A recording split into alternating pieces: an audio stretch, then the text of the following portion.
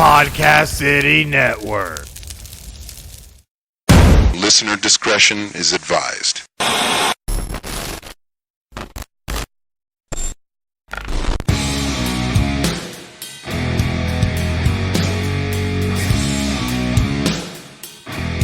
You're listening to the Everett Lead Show. Do I have everybody's attention now? Woo! Slammin' Thursday edition. All Elite Wrestling Dynamite! We are NXT.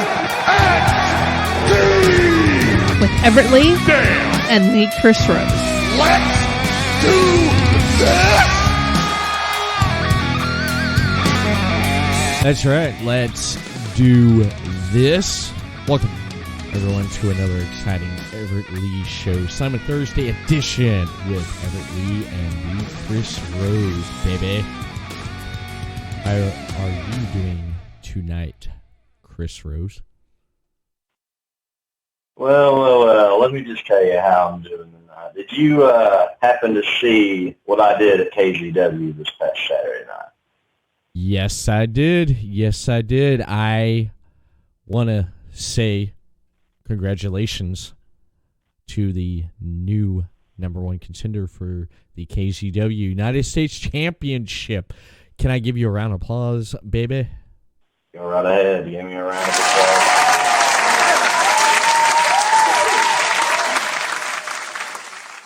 Man, that was something right there. That was something.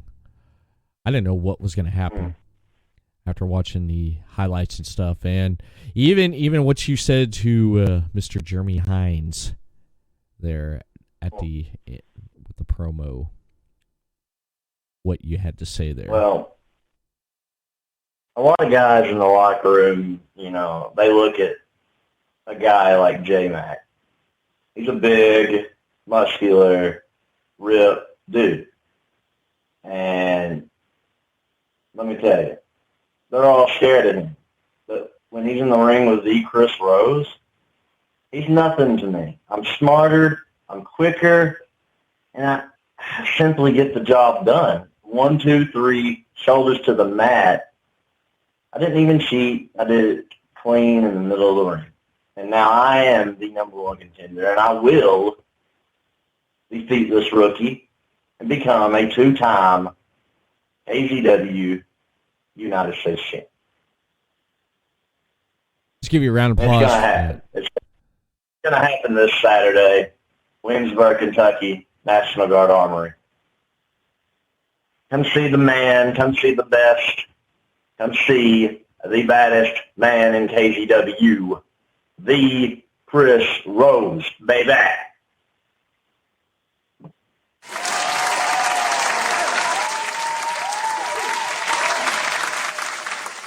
Hell yeah.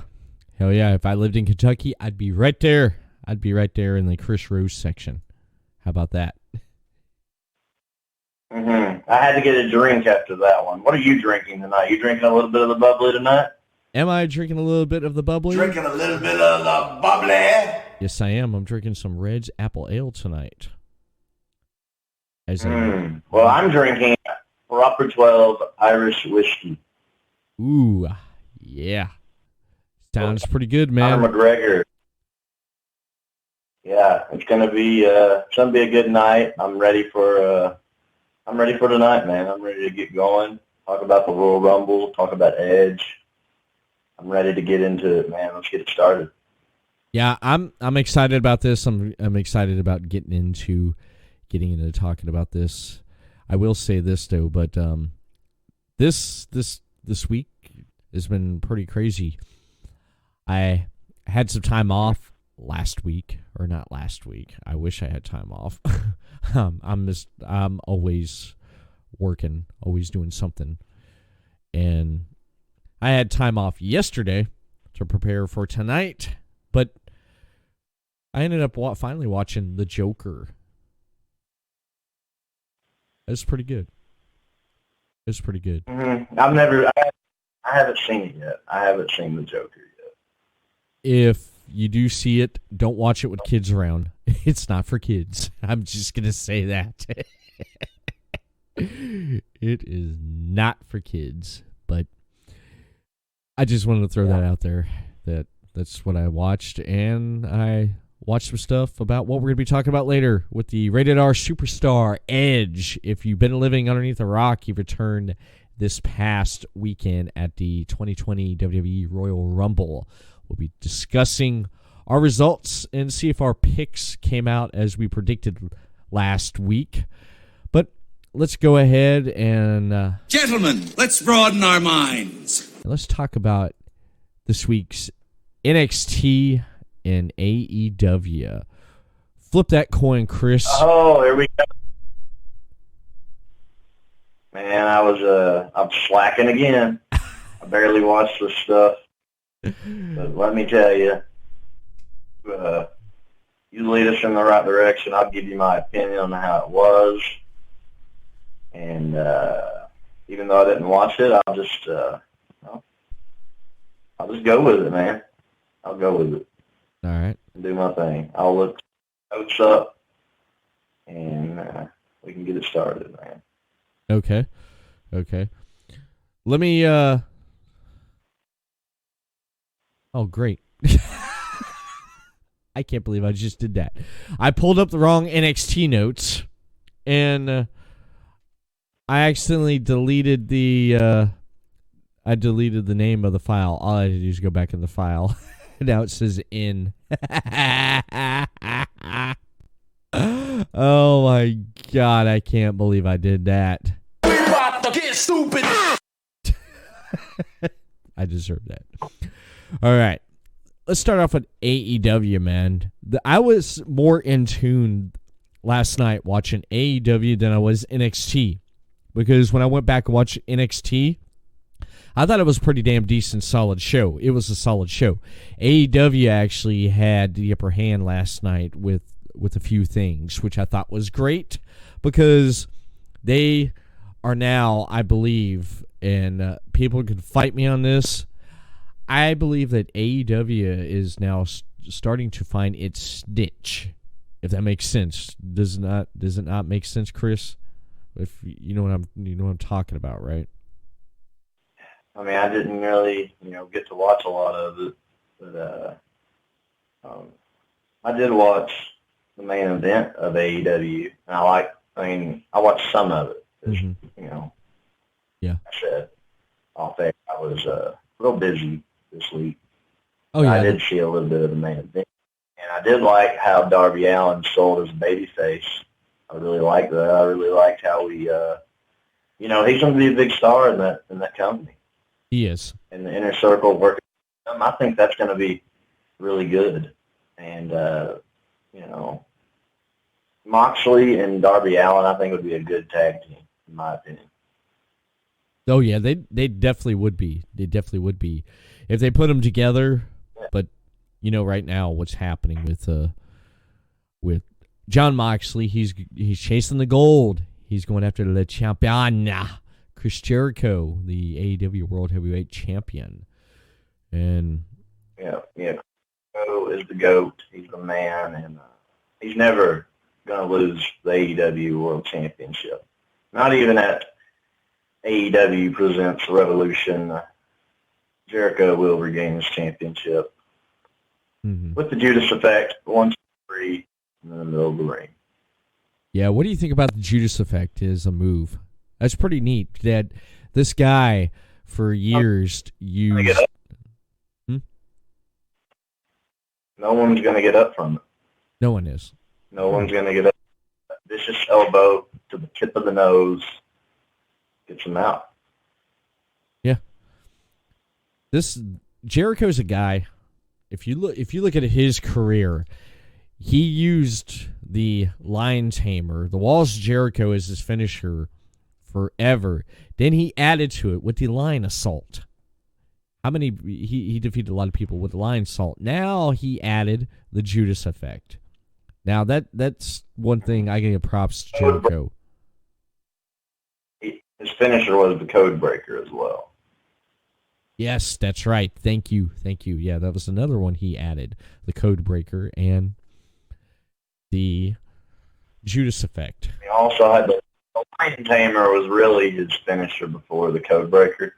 Like he used the Lion Tamer is the Lion Tamer is the Wall Street. My bad. Yeah, it's I'm crazy right now. it's okay. You're right, buddy. I'm. So many different names for that movie. Just got confused. That's okay. That's okay. Yeah, WCW was Lion Tamer. When he went to WWE, they called it the Walls of Jericho. And of course, Lion Tamer, Walls of Jericho, Codebreaker, Judas Effect now. And this guy keeps evolving with the times. That's the thing about him. He keeps innovating himself to the next level. That's why he's the AEW World Heavyweight Champion. Right? Yeah, man, he's the best. He's the best. And when I started watching wrestling again in 2008, like I always say on the podcast, watching Jericho right there, like I was like, man, this guy is the greatest. And I really did say that at that time. He is. Mm-hmm. He's my favorite from then on. Never stopped being a fan. And I was a fan of him, but he wasn't my favorite when I was a kid. Yeah. I mean, I started watching wrestling up to 2008 after 2001, so I saw that Jericho with the suit and tie. I was like, that's, man, and he was my favorite till now, since 2008, and it's 12 years. Yeah. He's the best. He's the best at what he does. That's why he's champion. And yeah, Darby Allin's gonna. I agree with you with Darby Allin. Love the guy or hate him. He's gonna come into his own and become a big star in AEW. And AEW is building. They're building talent. They're building superstars for years to come. Because when you look back, when you're gonna look at AEW. And when you look back in the past, like 5-10 years from now, you're going to remember Darby Allin there at the beginning, MJF there at the beginning, Chris Jericho there at the beginning, Cody Rhodes, Young Bucks, Kenny Omega, Adam Page. The list goes on and on. All these people that were there at the beginning 5-10 years ago when you look back at it. But, yeah, it was a great main event. Great main event. I loved it. Darby Allin, Private Party. I've said this a lot before on the show. My favorite tag team in AEW right there. And seeing him with Darby Allin, that's a triple threat waiting to happen, man. I mean, that's if they introduced a 6-man tag, if they introduced a 6-man belt, that would be the team right there to go after it. Number one contenders right there. Right there.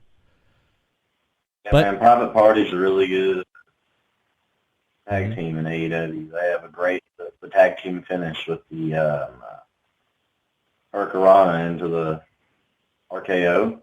I mean, that's just insane. Yeah. I mean, I love it.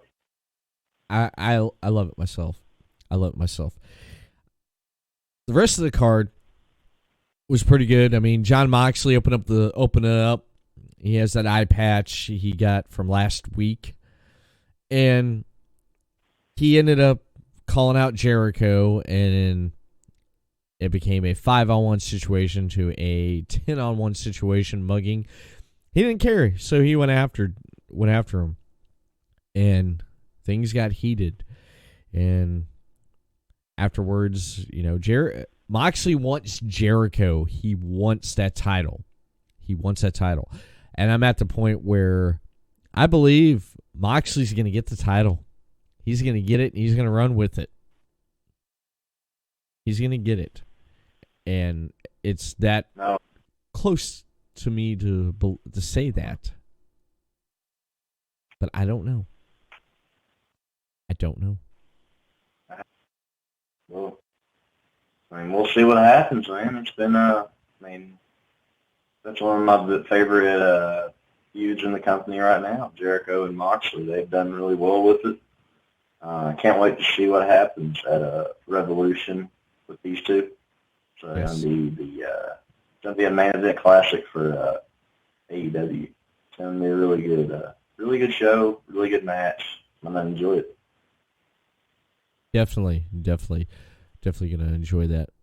Young Bucks had a tag match against the Butcher and the Blade with the Bunny by ringside. Young Bucks defeated the Butcher and the Blade and the Bunny at ringside. I had to throw that in there. It just sounds so good when it rolls off. But I like the video package. They showed a video package of MJF with Wardlow going in to the Butcher, handing him an envelope. It had Young Bucks on it. You open it up, it had money in it. MJF on commentary. Honestly, I got to say, this guy on commentary sounds great. He sounds fantastic. If MJF ever gets hurt and it needs something for him to do to stay relevant and stay fresh with the fans, put his ass on commentary. End of question right there. His commentary sounded great.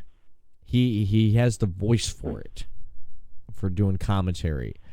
But if that ever happens, put his ass on commentary, please, because this guy can stay relevant. He could play that.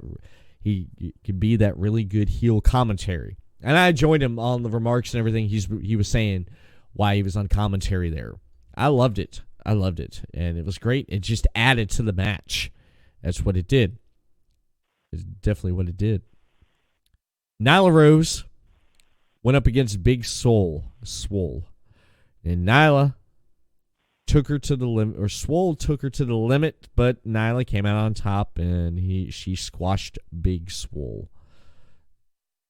And the next match, let me back up just a hair bit. Nyla, they need to bring her out more. They need to bring her out and have her go up against opponents, and just they need to build her more, because that's the person I want to see be the AEW Women's Champion. How do you feel about Nyla Rose being AEW Women's Champion? Would that be your pick for someone with dominance? I think that she should have won it on the opening Wednesday Night Dynamite, AEW. I think that she should have won it the very first episode. They debuted on TNT with Riho and Nyla Rose. Nyla Rose should have won the championship there. Nyla Rose would make a better champion, and it's crazy that Riho beat Nyla at the size advantage. It's insane. Right. Yeah. I think Nyla Rose deserves to win the AEW Women's Championship and change the women's division up, because it ain't been the best. The women's division in AEW has been very hard to watch for me. It's kind of starting to turn me away from watching like a full show, because I really don't want to watch them. Mm-hmm. It's not been very good. Yeah. So hopefully Nyla Rose changes that and becomes champion, because right. Rio was good for a little while, but I think it's just kind of ridiculous at this point. I think Nyla Rose needs to win, become champion, and change things and shake things up a bit. I agree with you. I agree with you right there. Nyla Rose should become champion and shake things up, because that's what needs to be done. That's definitely what needs to be done. And yeah, she should have won the championship at the opening of Dynamite. She should have. It should have went to her and not Rio. But they decided to go at Rio. And she was absent this week, if you noticed that. She was absent. But the match I was looking forward to after this was Cody with the Enforcer AA going up against Kip Sabian with Penelope Ford. You notice we're starting to see more Penelope Ford now? And that's a smart move. She's a good-looking woman that needs TV time, and she's pretty good at what she does. And a love triangle right now, so it's going to be interesting to see her. She needs to be on TV. They need to, all the good-looking women they have signed. That's what brings viewers. The thing about WWE, WWE's women are good looking and they can wrestle their ass off. Exactly. And that's what's so. Exactly. I'm right there with you. I am definitely right there with you. I don't know why WWE passed up on Penelope Ford. They passed up on her. You know, she went to the Performance Center, had a tryout, and they passed up on her. Have you looked at her matches on YouTube? I've looked up a few of her matches. Great talent. Great in-ring talent. And they passed her up after having a tryout. They didn't pick her. But I like her and Kip Sabian. Kip Sabian, man, if you remember on the opening episode of AEW Dynamite, that it was Cody versus Kip Sabian. They opened up the first episode and the first match on AEW Dynamite, did they not? No, it was Cody and Sammy Guevara. Oh, okay. My bad. I'm impressed with the guy. I'm impressed with him. And like you said, the love triangle with Joey Janela and Penelope Ford, that's Penelope's ex. And the love triangle right there, I think, is going to be interesting how that plays into it, because he's going to be popping up like he did in the audience when Penelope and Kip shared a couple times, shared a kiss. Aw, how sweet. And then they went to do it again, and Joey stuck his head up through the crowd there, and they both kissed his cheeks there. That was just hilarious. I lost my shit, man, when that happened. It was AEW's first Double or Nothing. They had Sammy Guevara and Kip Sabian as the first match of the very first show. Okay. That's probably what you was thinking of. Yeah. But, Yeah, the Reds is talking. It's talking to me. There's nothing wrong with me, Chris. Nothing wrong with me! Nothing wrong with me! I'm fine. I figured I'd checking on you, man. I know. Are you being fickle with me? Fickle. It sounds like it. But I forgive you, because I'm in the presence of the number one contender for the KZW United States Championship. So I'm picking on you too, man. A lot of people, there was a lot of people talking behind my back, like, how's Chris going to beat this guy? Yeah. What does the Chris Rose have to offer? And look what I did Saturday. I went in there and got the job done like I always do. Yeah, you did. You look around in that roster, no one deserves the United States Championship more than me. I mean, we got to have someone representing America. Yeah. No one there deserves to represent America except the Chris Rose. That's right. And crazy, man. It's crazy. But don't worry. This weekend, I will take back what's mine, and I will be victorious, and I will take over America once again and be the United States champion. Nice. I love it. I definitely love it. Britt Baker comes out. I guess they're taking Britt Baker now, Chris, and putting her in that heel role because no one likes her. They're booing her and everything. She calls out poor JR and attacks his barbecue sauce. What the hell, man? What the hell? It got me. Well, they're obviously trying something with her because her as she's a beautiful lady that has a baby face that did not click because she couldn't, I don't think she has the wrestling skill like the other ones do. Like, she's not like a friggin' Becky Lynch babyface. I mean, she can't work like Becky Lynch, but she does have a look like Becky Lynch. That's what helps her. And if you switch her to a person like the Chris Rose, a heel, you get more out of her because she can't do the stuff like Becky Lynch, but she has that heel personality and the good looks she can throw in your face. to make it pretty good. So hopefully we see a better side of Britt Baker because she does have a good look. She's a really good-looking woman, and she needs to be on television like Penelope Ford, like we was talking about. Exactly. But yeah, having a different Baker would be awesome, and I'm happy to see where it goes. I am too. I exactly just like you said it right there. Seeing more Penelope Ford and more Britt Baker and them developing this persona and stuff. I feel they got more female heels in AEW than they do faces. I do. I feel they have that. It's more of a heel town than it is a face town. If you look at it that way. That's what I'm seeing. Do I see a lot of faces?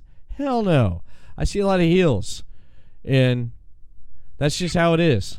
It may change. But besides that, it just kind of got me there. As Britt Baker calling out Jim Ross. Leave Jim Ross alone, man. The only person that could call Jim Ross out and mess with him, his name is Stone Cold Steve Austin. He can do whatever he wants, son. That's how I feel about it. But besides that, SCU defeats Angelico and Jack Evans right there. SCU came out wearing the Kobe Bryant jerseys, which I thought was a nice take. I love that because I do want to touch on this. This past weekend, Kobe Bryant shockingly shocked the world when he passed away and was killed in a helicopter crash.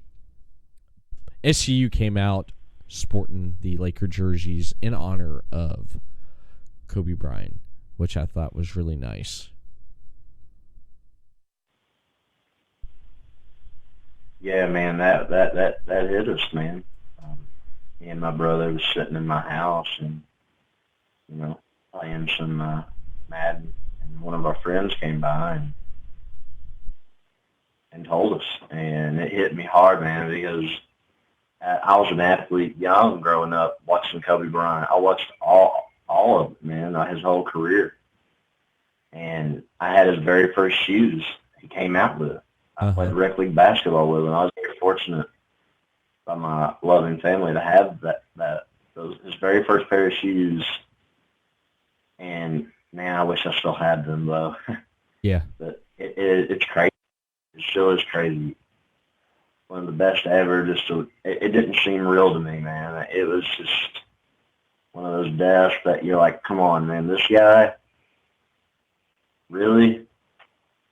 And his daughter and 7 other people. And honestly, I don't remember, them on the news. I really haven't looked too much into it because it's so crazy. I still can't believe it, man. I still can't believe that he's gone. Me neither. I mean, I still can't believe it. I haven't looked at any videos. I haven't looked at any news.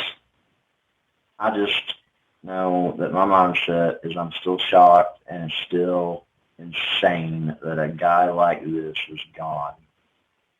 And after all, I mean, he scored like 64 points in his last game, or 60 or 61 or something like that. Yeah. And there was actually a petition to change the logo from Jerry West to Kobe Bryant, but it got denied. But I mean, I understand why. I mean, those NBA logos been around for a long time, but it would have been nice to see a Kobe Bryant one. But I understand what they're doing. But yeah, this took everyone by. And SGU paying tribute is cool. And I also have an announcement. I will be wearing my Kobe Bryant jersey because he was a big impact on my basketball. And when I played basketball growing up, I really looked up to Kobe Bryant and really respected the way he played the game of basketball. Watching him and Kobe and Shaq win NBA championships together was really fun for me. Nice. I like that. You're going to pay tribute to Kobe Bryant at the next. I had to take a breather. I wasn't done, but he was fun. He was fun to watch, and rest in peace, Kobe, and to everyone involved in the tragedy. It was bad, but him and everybody else is in a better place now, and I hope we can all move on from this, and best wishes to the Bryant family. Yes, definitely. Our condolences go out to the families in the accident, and we will miss everyone that was in that accident. But I like you're going to pay tribute to Kobe Bryant at the next KCW show wearing jersey. That's amazing, and I like this how SCU came out and did this. Yeah, I will share the jersey on Facebook tomorrow to show you what it looks like. It pays tribute to Kobe Bryant. It's a tribute jersey, and I will be wearing it in my entrance when I defeat J-Mac this weekend. In Williamsburg, Kentucky, I will be wearing his jersey in my entrance. Pay tribute to one of the greatest of all time, Kobe Bryant. I love it. I definitely love it, man. That is awesome. That's amazing. I definitely love that. Pretty much AEW, that's pretty much all we covered right there. That's pretty much all that happened this week. Moxley, he came back out at the end of the program, and he went after Jericho again. Moxley's going to be chasing that title there. He definitely is going to be chasing that title. AEW had some moments last night, which I liked. It seemed like they had something up more than what NXT had going on. NXT last night was a pretty damn good, solid show. I'm going to switch gears and talk about what happened with NXT. NXT was pretty good. They had the final match in the Dusty Rhodes Tag Team Classic, and the sort of contract signing with Adam Cole and Tommaso Ciampa over for TakeOver Portland, if I believe I'm saying that right, at the next TakeOver event. I think it was not Portland or Oregon. I don't know. It's the next one that's coming up. I'll have to look at it, but I want to say that Finn Balor, he defeated Trent Seven, and what a hell of a match there. Finn Balor looks like he's converting back to his Prince name, his Prince title, because on the logo it had Prince Balor. So I think he's doing a combination of both right there, which I think is really great. And it's something new and fresh for the character, putting two personas into one. Are they going to change his name to Prince Balor? I don't know. I wouldn't be surprised if they that did. Would be.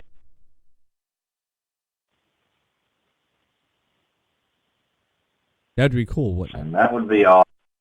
Yeah, that would be awesome. Mm-hmm. That's a pretty good name. Prince Balor. I like it. It has a nice ring to it. Why not, man? We had Prince Albert back in the day. Prince Balor. Yeah, we had Prince. Go. Yeah, we had Prince Balor. What would be bad is if he gets sent back to Raw or SmackDown. McMahon's gonna be like, Vince is gonna be like, Finn, let's just call you Balor. Would he not? Oh yeah. So eventually.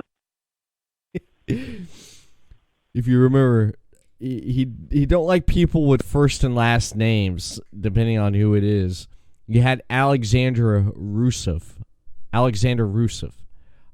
Pretty good. No. Oh, it was, and Antonio Cesaro.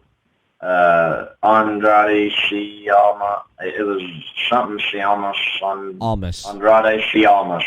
Yeah. It was. Yeah. Some people, he just likes to shorten it. And then The Mustafa guys from Ali. Heavy Machinery used to have two names, but they just have one now. Yeah.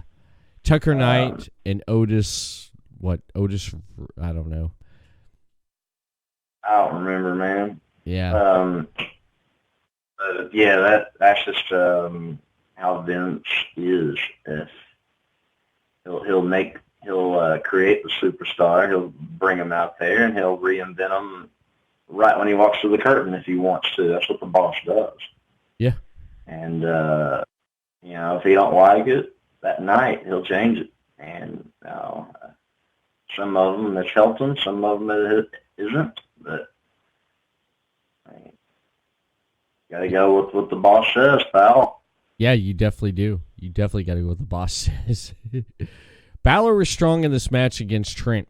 I like Trent. I like watching him in the NXT UK programming. He's really good talent over there, and then him coming in and just he got defeated by Balor, and Balor, the match came about because Trent said something about him, and he didn't like him getting his business, so he took him out. That was pretty much it. Now this next match, I've seen this person pop up on Instagram quite a bit, and I'm trying to remember who she was, and then boom, it just hit me. I was like, okay, I remember seeing her, but I will say this, she was on the American Ninja show. You ever seen that? Where the American Ninja, where they do the obstacle course, and they get through it the quickest. She was on there. Talking about Deanna I don't even know how the hell to say Yeah, her. Deanna Purrazzo. She was on Raw weeks ago, right?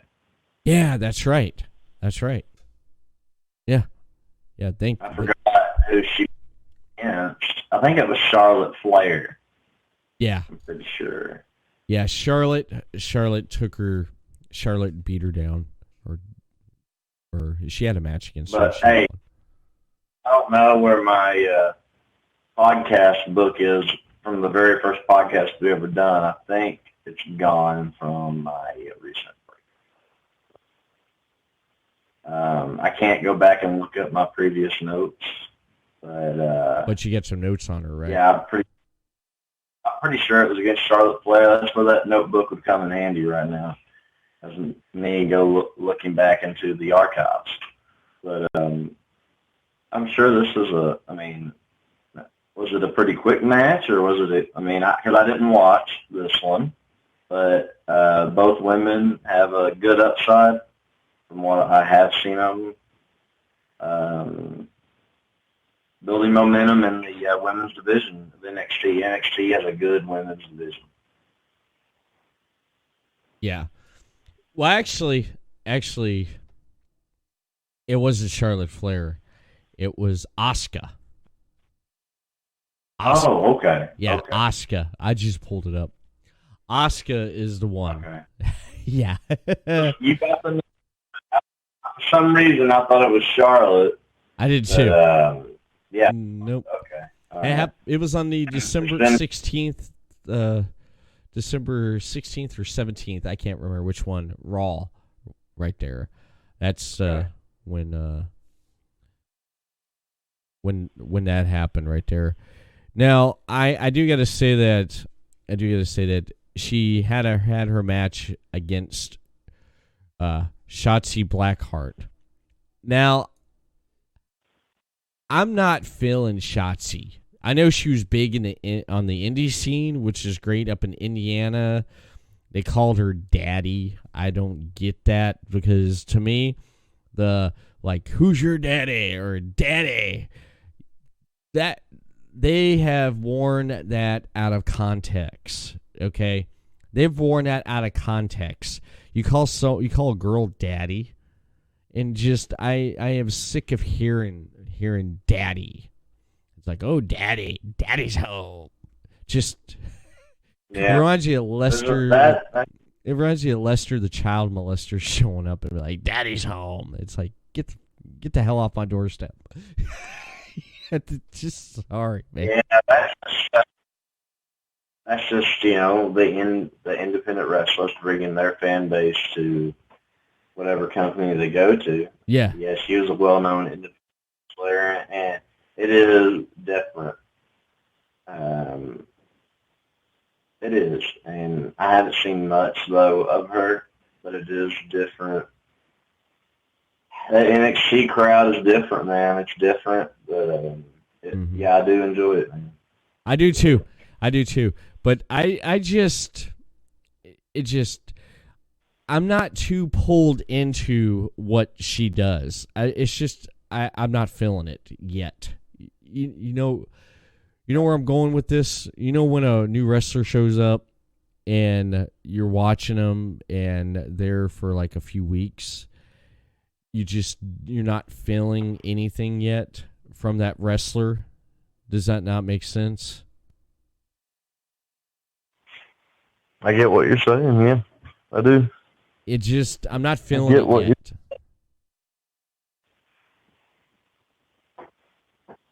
But she went up against Deanna, and it was a pretty good match.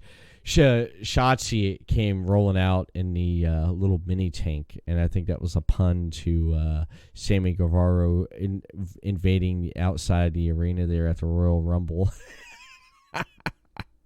What do you think about that?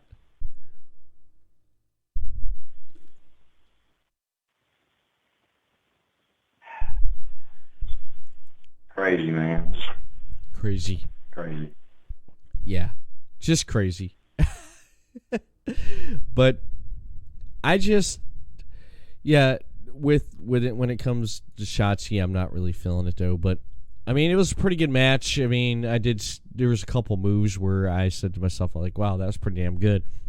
She came off the top rope on Deanna with a senton off the top turnbuckle. I thought that was really great. That really did it for me there. I was like, all right. I was like, good move. But it's just I'm not feeling it yet. I'm gonna have to wait and see more of her, what she does, because I know she's new on the scene, and the more I see her, she'll grow. That's happened with wrestlers before. I see them, I'm watching them, and as time goes on, at the beginning, I say to myself, no. But then after seeing them and what they're doing, then they start building that momentum, and then they do something, and I'm just waiting for that moment for her to do something to be like, there it is. And I say, I like what she's doing. I mean, I do like what she's doing, but I'm just waiting for that moment, if that makes sense.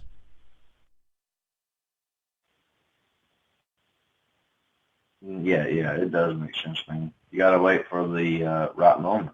Yeah. What you gotta do.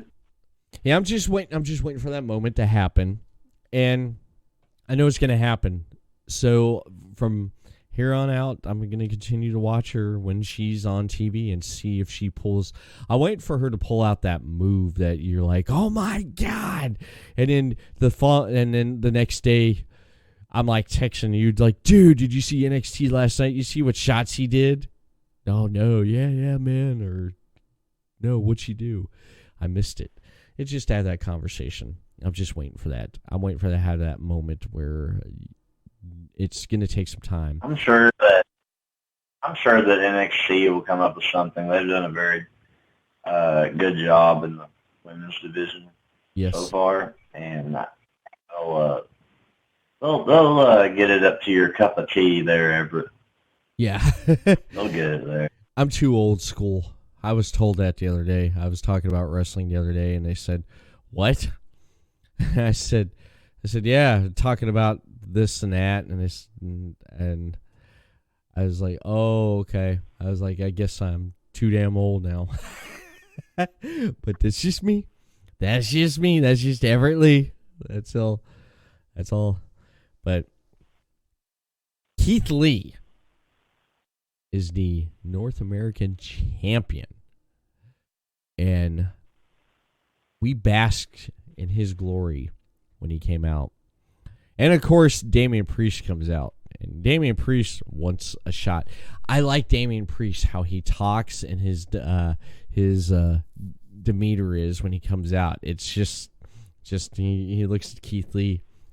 You have that title. I want that title. Just that voice.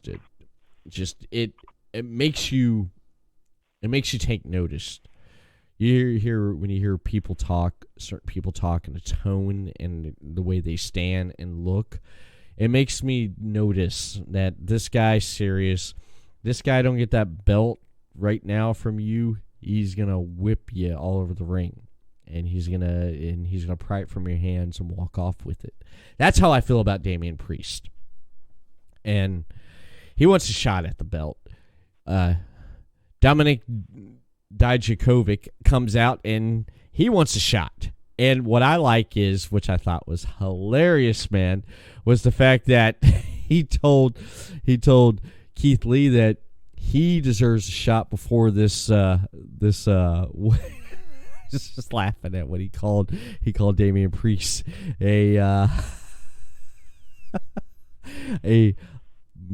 Marilyn Manson wannabe or something like that. It was just so hilarious how he said that. The crowd was laughing about it. So they had a match. They did. They had a match against each other because it ended up in a brawl. And they had a match, and Dominic Dijakovic defeated Damian Priest. I don't know if this is going to lead to a number of contenders match, or if this was one to go up against Keith Lee for his North American Championship. However, I would not be shocked if they put all three of these contenders in the ring at the same time for the North American Championship. You put in Keith Lee defending North American Championship against Damian Priest and Dominic Dijakovic. I would not be surprised. Would you not be, Chris? Keith Lee, Dominic Dijakovic, Damian Priest would be a great match. That'd be a good three big guys going at it. That'd be a fun match to see. And, I got really pumped up, and we'll talk about this later on in the show, when Keith Lee and Brock Lesnar got eye-to-eye in the Rumble. I really enjoyed that. I really enjoyed that competition. Yeah. Fun match to see. Keith Lee, man, like I've said before on this podcast, he is the star in NXT now, and it was previously Adam Cole. But I think Keith Lee has taken over that star power that Adam Cole had. Adam Cole still has it. The Undisputed Era still has it. But I think Keith Lee has took over the star of NXT. I really do. I believe it. And, like he was referring to, the triple threat match, it's going to be fun. It's going to be fun to see. It is. I believe that. If they do a triple threat match, it's going to be great because Keith Lee is going to bring it. All three competitors are going to bring it because they're best. They're really good. And it seemed like the crowd was behind Dominic a lot. The crowd's starting to get behind this guy, and I think that's great that they're starting to get behind this guy. And they want to see what else he does. If it's going up against the North American Championship or whatever, I believe they're filling this guy, and I'm happy they are. I'm definitely happy. And speaking of championships, Tabasca pulled out a, steel pipe. He pulled a page out of Rey Mysterio's book, if you remember, right around the Survivor Series. Remember what Rey Mysterio did with the lead pipe? That's basically what he did.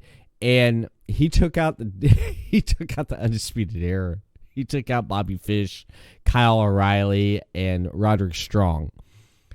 And he comes to because they show a camera and it shows them all three knocked out. people come out there to check on him, find out, try to handle the situation, Chris. Tomaska's walking to the ring. He picks the table up and he takes it to the ring. He slides it in there. He folds the table and puts it right in the middle of the ring with a pin on the table. And then he spray paints a yellow X in the middle of the table. Adam Cole shows him showing up, seeing his Undisputed Era taken out. So he comes to the ring and he's at the ramp hollering at Tomaska. Tomaska says, Goldie's coming home with me at TakeOver. And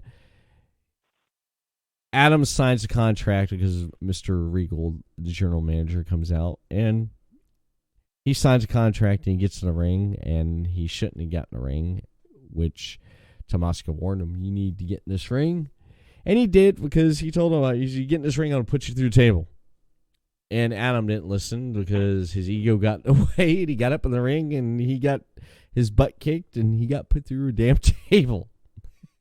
And then Tomaska opened himself up, bleeding, and he looked down at the championship, NXT championship, and he blood coming from his forehead covered the NXT championship. So he's damn serious of getting that belt. You think they're going to let him get that championship back, the one he did not lose? Or you think Adam Cole is going to hold on to it?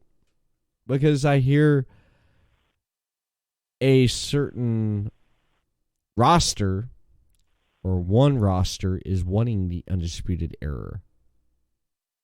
And I'm not talking about NXT, what the Undisputed Era. I'm talking about the other two brands. Let me tell you, I don't see the Undisputed Era leaving NXT anytime soon. That's going to be later on down the road. They're going to save that for another time.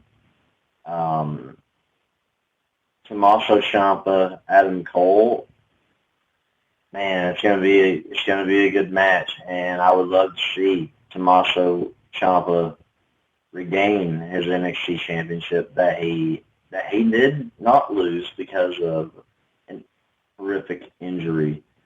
Now he's back and he's been better than ever, and I would love to see him regain the championship. But I think Adam Cole will be champion and will retain the championship. Okay. That's a good point. Maybe after Mania. When they hit the reset button for everything to go on for the whole year, they'll probably pull Undisputed Era from NXT and put them on Raw or SmackDown. We don't know. But I'm looking forward to see what the future brings for Undisputed Era. Tegan Nox. You're familiar with the story. Tegan Nox getting her butt kicked at War Games by her former tag team partner, Dakota Kai. Well, Tegan Nox got some retribution because she went up against her former tag team partner and she was focused. She's badass. I'll tell you what. Chris, have you ever seen a woman in the ring pull off a releasing German suplex, like, gracefully? Have you ever seen that? Not that I can think of. And I really wish I would have watched this match because Yes. I really enjoyed these two women. And, man, I remember, that NXT pay-per-view War Games.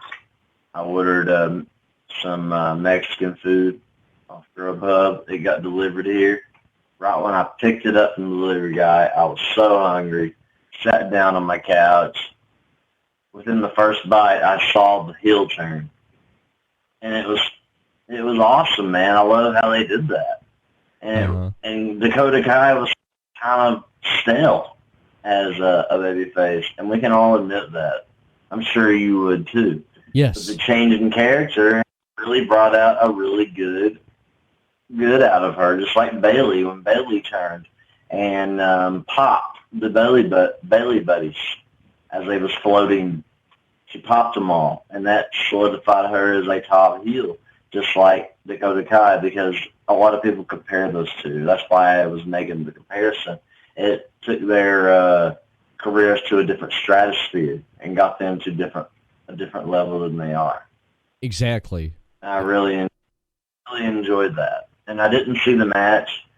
I'm just going to give you my take on both women. They are stars in this business, and they were going to be stars in the future. And I really enjoyed Tegan Knox and Dakota Kai. They both have very good looks, and they can wrestle. And they have a story behind them right now, and it's going to work out. And I really enjoyed this stuff. I mean, I've got everything calmed down here, and I can watch some wrestling next week and be better prepared for the podcast. But I'm just my testimony on both women. They are really great, and they have played this story very well. And Tegan Knox is a beast, and she is a very good performer wrestler. Yes. Yes, Tegan Knox, I like what she does. She does a releasing German suplex so damn good. And she was so focused and determined in this match, and she beat Dakota Kai. And the way they finished this, Dakota Kai took a chair and was about to use it. And Candice LeRae stepped in and took it from her, and she was about to use it on her. While they were distracted outside the ring there, okay, she was about to use it, and Dakota Kai got back in the ring. And when she got back in the ring, the ref was talking to Candice, trying to get her out of there. She took that leg brace, and she knocked the crap out of Dakota Kai with it. And threw it out the ring, 1, 2, 3. And she gets a retribution. But it's not over. It is not over until the fat lady sings, as they would say. It's not over. They're going to keep going with this story for quite a while. Kaden Carter went up against Chelsea Green. So this would be Chelsea Green's first in-ring debut match on NXT TV. And she got defeated by Kaden Carter. She got defeated in a debut match? Yeah, she got defeated. Everett, you had me at that point, man. I was kicked back and relaxed, getting ready to talk about how good this Chelsea Green debut on NXT was last week. And she lost the debut match. Yes, she did. I am not shitting you. I am not shitting you. I'm not shitting you. It looked like she... It looks like I got attacked by gonorrhea! I'm serious, man. She lost in her debut match against Kaden Carter right there on NXT TV. Yeah, that's basically it. It was like 1, 2, 3, and Kaden pinned, and it was like ding, ding, ding, and you're like, yeah, small package roller. Of Chelsea. The manager of Chelsea Green is what's his name? Robbie E. from Impact. Robert Stone. What's his name? Robert Stone. Robert Stone? Yeah, Robert Stone. Formerly known as Robbie E. He's definitely a knockoff Tony Khan. Yeah. Definitely. Yeah, that's basically what they're doing there. There's so many puns to AEW. It's ridiculous right now in NXT. But even on the main roster, where MJF threw in the towel for Cody against his match against Jericho, what did WWE do? They did the thing with Dominic throwing in the towel for his dad, Rey Mysterio, when he went up against the Beast, Brock Lesnar.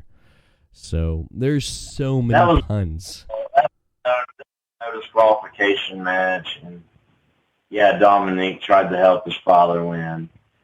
Man, I would have really liked to see Dominic in the Royal Rumble. That was one of my predictions with my my brother and one of my friends. That was one of my predictions, man. I was wanting to see Dominic be a surprise entrant. I thought that would have been cool. That would have been cool. That definitely would have been cool. It definitely would have been cool, though. But Yeah, I'm sorry, man. Chelsea Green lost in her debut match on NXT TV against Kaden Carter. Kaden Carter, if I have to pick a person right now on NXT on the women's division, I would say they're having a slow burn, which means they're building Kaden Carter. Kaden Carter. She's having look this person. What's that? I gotta look this person up because she has I've the never heard. she's African American and she has the blonde dreads. You know what I'm talking about now. Oh yes, I did. I saw the highlights of the quick roll up. Yeah. I do know what you're talking about. I remember. Yeah, I've seen her before. I just don't. Like, when she started wrestling on TV is when I went through my time off podcast, like all my stuff I've been going through. But yeah, I do know this person now. I do know this performer. Yeah. Mm-hmm. Yeah. I did see the highlight of the roll-up. Tell me. Yeah, it's crazy. Chelsea, they're going to build Chelsea Green as a top heel, even though she lost her first match. They're going to build her as a top heel because they are. She will get a victory one. It will be a big one. They're just making everybody wait right now. Right.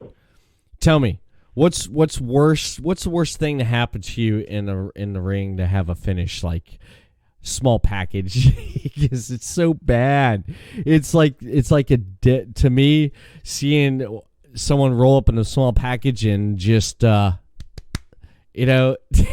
then when they roll out, they're like, "What happened? Oh my god, I can't believe it!" Just, I love that.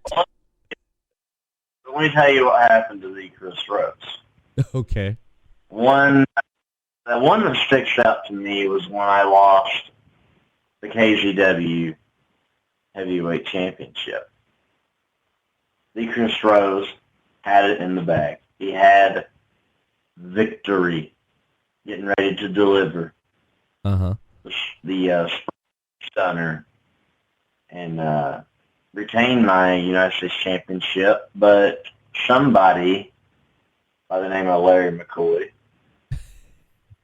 distracted me and came out there because I beat him the week before, and I turned around and I took my eye off the prize and got defeated by a roll-up. Oh, wow. I know, it sucks. It does suck. I lost my United States Championship on a 7-month run by a fucking roll-up. It sucks. Why are you laughing, Everett? It's not funny. Do not laugh. I have to live with that the rest of my life. Oh, man. I'm sorry. I'm sorry. I am sorry. So funny. Laugh it up, brother. Laugh it up. Okay. All right. Are you just going to sit there and just... Bitching and moaning and bitching and bitching and bitching and bitching and bitching and bitching and bitching. Are you bitching? I'm sorry. I had to.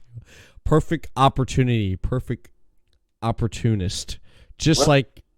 Listen here now, Everett. I'm not drinking Red Bull. I'm drinking whiskey, so be careful. Be careful, pal.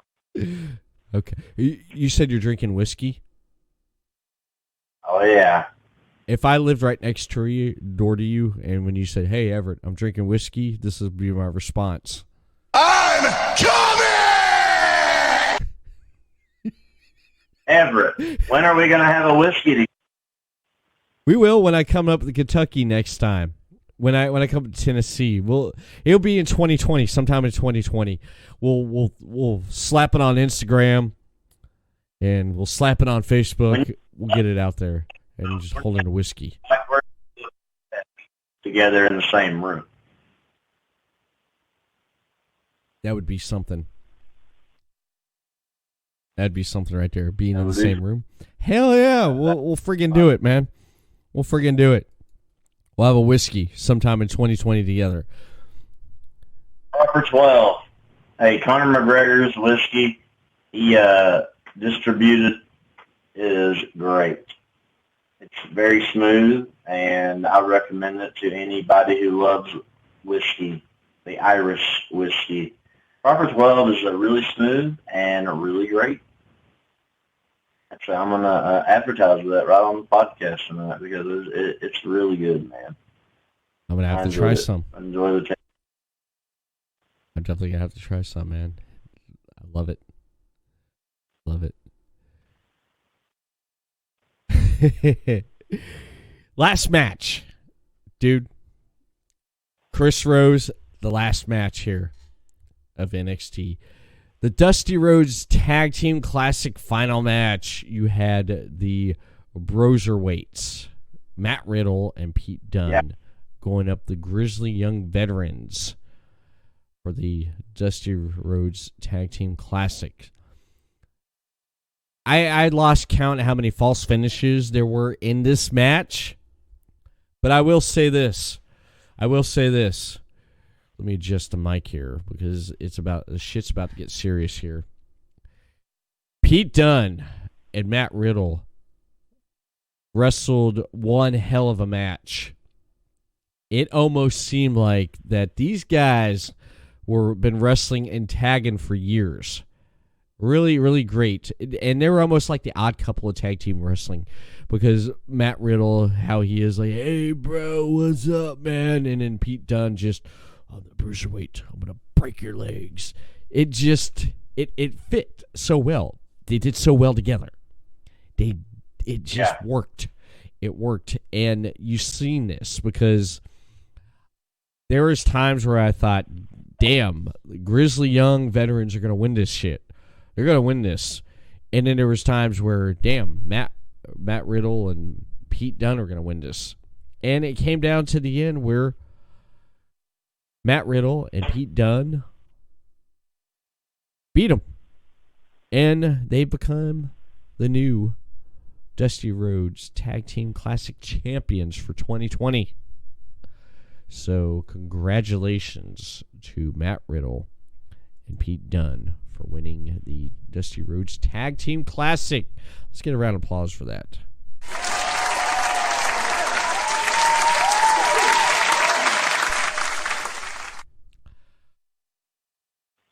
What are your thoughts on them winning the Tag Team Classics? You know, I like odd couple tag teams. Mm-hmm. And this is one of them. Yes. You got two legit guys who can fight, but with different personalities. You know, Matt Riddle's the outgoing stoner type character, you know, always happy, always flamboyant, always in a good mood. Then you got Pete Dunne, who's supposed to kick ass because he's the bruiserweight. Odd couples make really good tag teams. Yeah. Rock and Sock Connection. Exactly. Jericho. Big Show and Chris Jericho. Miz Show. Yeah. I mean, there's just a lot of good odd couple tag teams. Yokozuna. I think Bruiserweight. Owen Hart. Team Hell, Daniel Bryan and Kane. Yeah. Was a good tag team. Booker T. Goldust. Booker T. The Awesome Truth. I mean, a lot of odd couple tag teams were successful. I think the Bruiserweight and the Bro, Matt Riddle, will do good things in NXT. And I'm glad they won the Dusty Rhodes Classic. I will go back and watch the match, ladies and gentlemen. Yes. I haven't, but I do know, and I have seen these guys tag in the past, and I really enjoy it. If you remember last year, do you remember last year's Dusty Rhodes Tag Team Classic? Do you remember that last year? No, I don't, to be honest with you. Pete Dunne was in it last year, but he had Roderick Strong with him. But here's the kicker. Roderick Strong turned on Pete Dunne in the middle of one of their matches, which caused him to be eliminated. Yeah. So, pretty unusual how that happened to him last I do remember when Roderick Strong first came to NXT. He was a babyface, and he did team with Pete Dunne. I do remember the heel turn and all that. When he joined the Undisputed Era. Yeah, right there. I just can't remember the tag per se. I can't remember all of that. Yeah, he helped Undisputed Era win. Okay. That's when he joined them right there, and he turned on Pete Dunne, and that's when they had their feud and stuff. But you know what? This year made up for that because he went all the way with Matt Riddle, and they won the Tag Team Classic. So congratulations to them. All in all, this week, Chris, NXT had a pretty damn good solid show from what we discussed. AEW still won in the ratings last night because of they had more of a to them. And I'm going to have to give to AEW this week for what they done. And NXT, solid. If you're looking for wrestling last night, NXT. If you're looking for story, AEW. And AEW just did it. They're trailing ahead in the ratings against NXT. Like it or not. But NXT will come back during a week and have something a little bit more extra than what AEW has. So I'm going to leave it as that for right now. I'm going to talk about what happened on this day in wrestling real quick here before I go to a break. Let me pull this up here. You're going to like this, okay? This is what happened on this day in wrestling. WCW presents Clash of Champions, what number it is there. Dixie Dynamite from the Georgia Mountain Center in Gainesville, Georgia. It basically was the first Clash of Champions event that was produced solely by WCW. It was also noted for the return of Dusty Rhodes, the America Dream, baby, coming back to WCW after spending the last 2 years with WWE. Are you familiar with Clash of Champions? I used to watch this on Saturday nights back in the day with my father and my brother, Clash of Champions. I remember it used to come on TBS at like 6:05 p.m. or 8:05 p.m., something like that. You know, they had that weird time. You know, like 8:05, 6:05 on the Superstation. You know, I can hear Dusty. What's that? Just all the Clash of Champions I've watched has been on the network. I can't remember when I was younger watching them or anything. I do. They are some good shows and worth checking out on the. They are. There definitely are. Just listen to a commercial or a promo of of Clash of Champions. It reminds me of seeing Dusty Rhodes. You know, check out the Clash of Champions on right here on TBS on the Superstation, coming at you at 6:05 live, baby. And just how that feels. I love it. Has that feel to it. On this card, Lex Luger and Sting defeated Doom, Butch Reed, and Ron Simmons by disqualification in a WCW World Tag Team Championship match. Damn. I had to do that. Ron Simmons and Butch Reed was a good team. They was a really good team together. Sting and Lex Luger also a great team. Yeah. In the early 90s in WCW. Really good stuff. Really, really good stuff. Yeah, they were a great tag team, Lex Luger and Sting. And, of course, Doom, Butch Reed and Ron Simmons.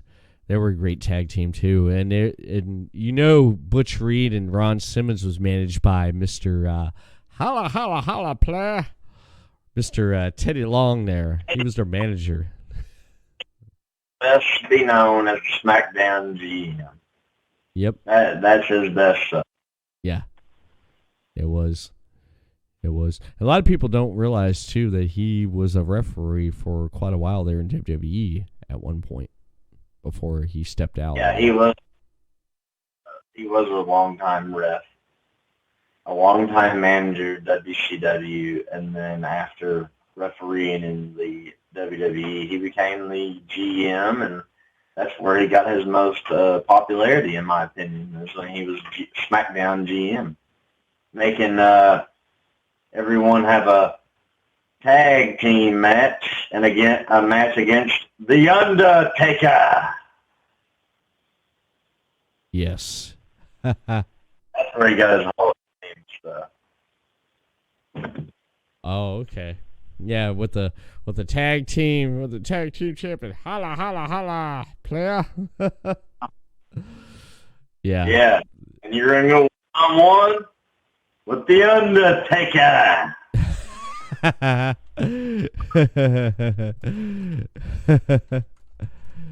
Oh, wow. Sold it good and believed the power of The Undertaker with Teddy Long's voice. It was great. Great stuff. Yeah. It was some great stuff there. I mean, yeah. Teddy Long, holla holla player, you having a tag team match. Yeah, Teddy Long was the guy that said, tonight we're gonna have a tag team match. We're gonna have a 10-man tag team match, 20-man tag team match. It's just crazy stuff. Crazy stuff, you know. We're gonna have a tag team match, and player, you in the ring. You're gonna go one-on-one with The Undertaker. That was Teddy Long. That's what he did. But he put those badass heels in matches with The Undertaker. That's what he did. It was awesome.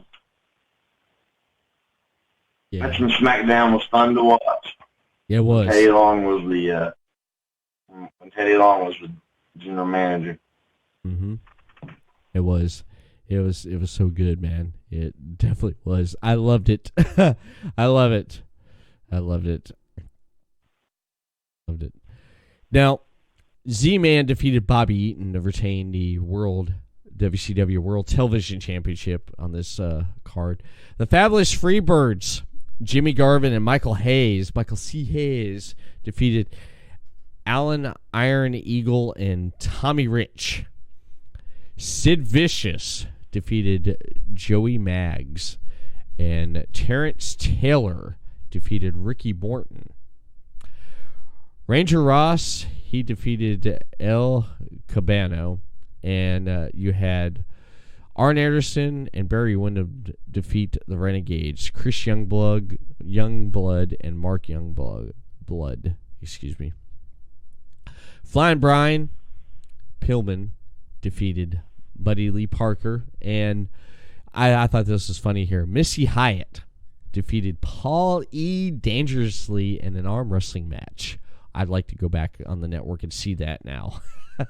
But the main event I thought was pretty neat. I want to go back and definitely watch this on the WWE Network. Ric Flair and Scott Steiner had a match for the WCW World Heavyweight Championship, and it ended in a draw. Which I was like, damn. So I'd definitely like to go back on the network and see how the hell that happened, though. But pretty good right there, watching that happen on this day in wrestling history there. The Clash of Champions, Dixie Dynamite. And also, what happened on this day was, coincidentally, I mean, this is January, the Royal Rumble, the 2004 Royal Rumble from the Save Martin Center in Fresno, California. Basically, about 12,000 were in attendance, with 575,000 homes watching the pay-per-view. And that was basically up from 500,000 from the 2004 event, which I forgot to put what year. I think this is 2005, if I'm correct, or 2003, or 6. I can't remember. But they had a Sunday Night Heat. Remember Sunday Night Heat, Chris? Yes. Sunday Night Heat was Raw and Velocity was SmackDown. Yeah. Well, Sunday Night Heat, they had a pre-show match. Was Maven who defeated Rhino. Remember Maven? He won the Tough Enough. He was the first winner from the first Tough Enough. Maven? Yeah. Maven, I remember Maven eliminating The Undertaker from the Rumble a long time ago. Yep. Yeah, he was mad. I think it was the 2003 Royal Rumble, actually, or somewhere in there. Yeah. But Was trying to make Maven a star. They tried to make a star out of a lot of people in the Tough Enough brand, but man, if you want to look at one of the best ones, The Miz is probably the best one ever. yeah. Yeah, that was good. Yeah, The Miz and John Morrison made it big, coming from Tough Enough. I mean, look what The Miz accomplished. And, of course, John Morrison. I remember back in the day when he was known as Johnny Nitro. Yeah, with all the respect to John Morrison, The Miz is a much bigger star. But, yeah, I'm glad those guys are a tag team again. I believe they're going to start teaming. Am I right? Yeah. Yeah, they paired him up again. Yeah. Yeah, I really enjoyed those guys as a tag team. I thought they did really well together with their show they had. What was it? Was it called The Dirt Sheet? Yeah. Yeah. I really enjoyed that. I really enjoyed those guys. Back in the day, I really enjoyed The Miz. A lot of people didn't really enjoy The Miz at this time, but I did. I really enjoyed those guys as a pair. Mm-hmm. And I'm glad they're a pair again. Yeah. And John Morrison is an unbelievable athlete, unbelievable talent, and always been a fan of him. Yeah. Always been a fan of him. Yeah, I've definitely been a fan of his, man. John Morrison. That's the guy they should have made WWE champion. He was so over with the crowd and so over with fans and so over with everybody. He was the guy they should have just took the belt and threw it on, but they never did. That was their loss. That definitely was their loss. Well, the guys like John Morrison and even CM Punk came around at a time where Vince McMahon was in favor of giants. And it seemed like after CM Punk left, a lot of guys like Kevin Owens, Finn Balor, Rollins, Ambrose, all those guys who was independent wrestlers, big time independent wrestlers got that big push. CM Punk got a big push, but he could have got a bigger push having working with Samoa Joe and Owens and all those guys. You know what I mean? And Morrison, you know, he could have been a world champion, and I was waiting for that moment, but he never did get it. And, you know, it's probably why he left the first time. But, yeah, CM Punk, Morrison, there's two guys I can think of that didn't get, you know, the respect that they deserved in their first run. Yeah. In my opinion. Right. I agree. I definitely agree. On the pay-per-view, on the Royal Rumble pay-per-view, Edge defeated Shawn Michaels. Undertaker defeated Heidenreich. in a casket match. John Bradshaw Layfield, JBL, defeated Kurt Angle and Big Show in a triple threat match to retain the WWE Championship.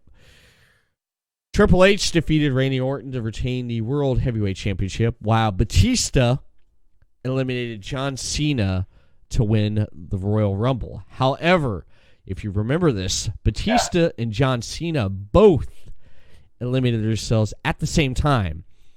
And Vince came out to the ring, and when he slid underneath the ring, he tore both his quads at the same time. So he's sitting there near the end of the ring, and he ordered a restart to the final two entries. And they restarted, and Batista ended up eliminating John Cena, and he won it. But I think it was supposed to end like that. So Vince, I can imagine Vince was like, he was furious backstage. It's like, he came out there. But I thought that was pretty interesting. Crazy. Yeah, crazy. Yeah, that was a crazy rumble. I remember that. I didn't watch wrestling at the time, but of course, I went back and watched it when I started watching wrestling again. Yeah. Yeah, that was crazy. I that man tore everything and was barking orders still because he always keeps working. He's a working man. Exactly. That's what man is. He is. Why he's a billionaire. That's and man, that was crazy. And it wasn't supposed to happen that way, the double elimination. No.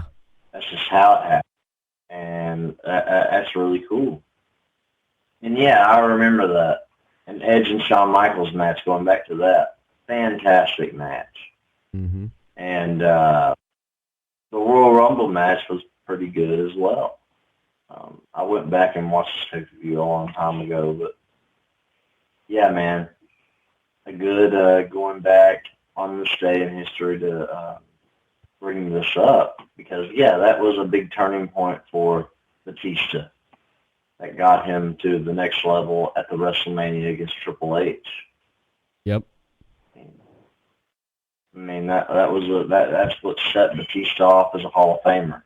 It did. Defeating Triple H and, making his own legacy. And took the path that The Rock and John Cena becoming a movie star only helped him even more. And having that last match with Triple H at not this WrestleMania, but the last one, WrestleMania 34. Man, it was a great match. I thought Batista and Triple H delivered hardcore on that. And, yeah, man, good time going back in history and mentioning this because it was a crazy Rumble. It was a really good one. It was. It was a great Royal Rumble. I enjoyed it.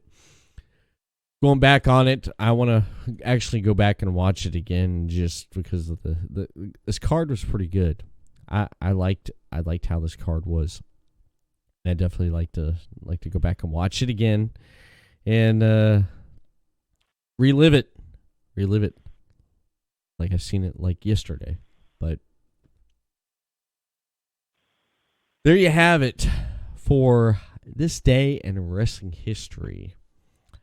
And before we get to our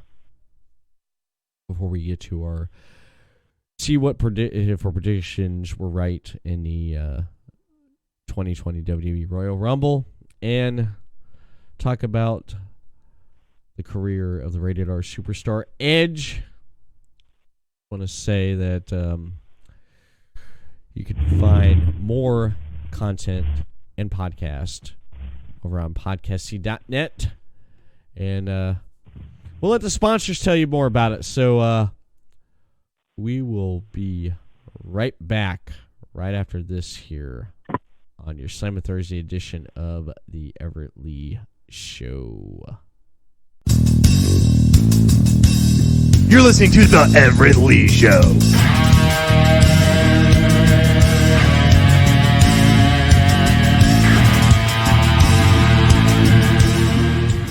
The following support and sponsor Podcast City Network. City Limits Taproom, sports bar in DeLand, Florida, has brew on tap, serves food. The grilled cheese is excellent. For upcoming events, check out City Limits Taproom on Facebook.com/City Limits Taproom. 3 Count Design offers a wide range of graphic design products, video, photography, and other forms of media. Everything from t-shirt designs to websites. Visit Facebook.com/3 Count Design for more. All supporters and sponsors are brought to you by Podcast City Network.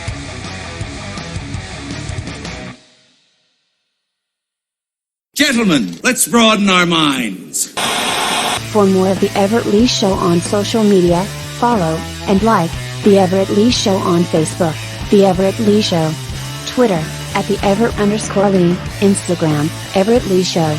Audio versions of this podcast and previously released podcast can be found on everettleeshow.podbean.com. Stitcher Radio, The Everett Lee Show, give a rating and comment. Apple Podcast, The Everett Lee Show, give a rating and comment.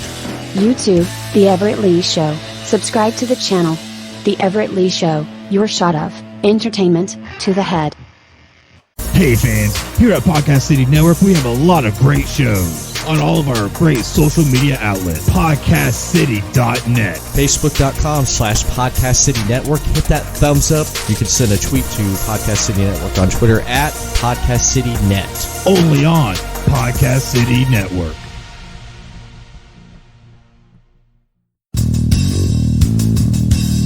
You're listening to The Everett Lee Show.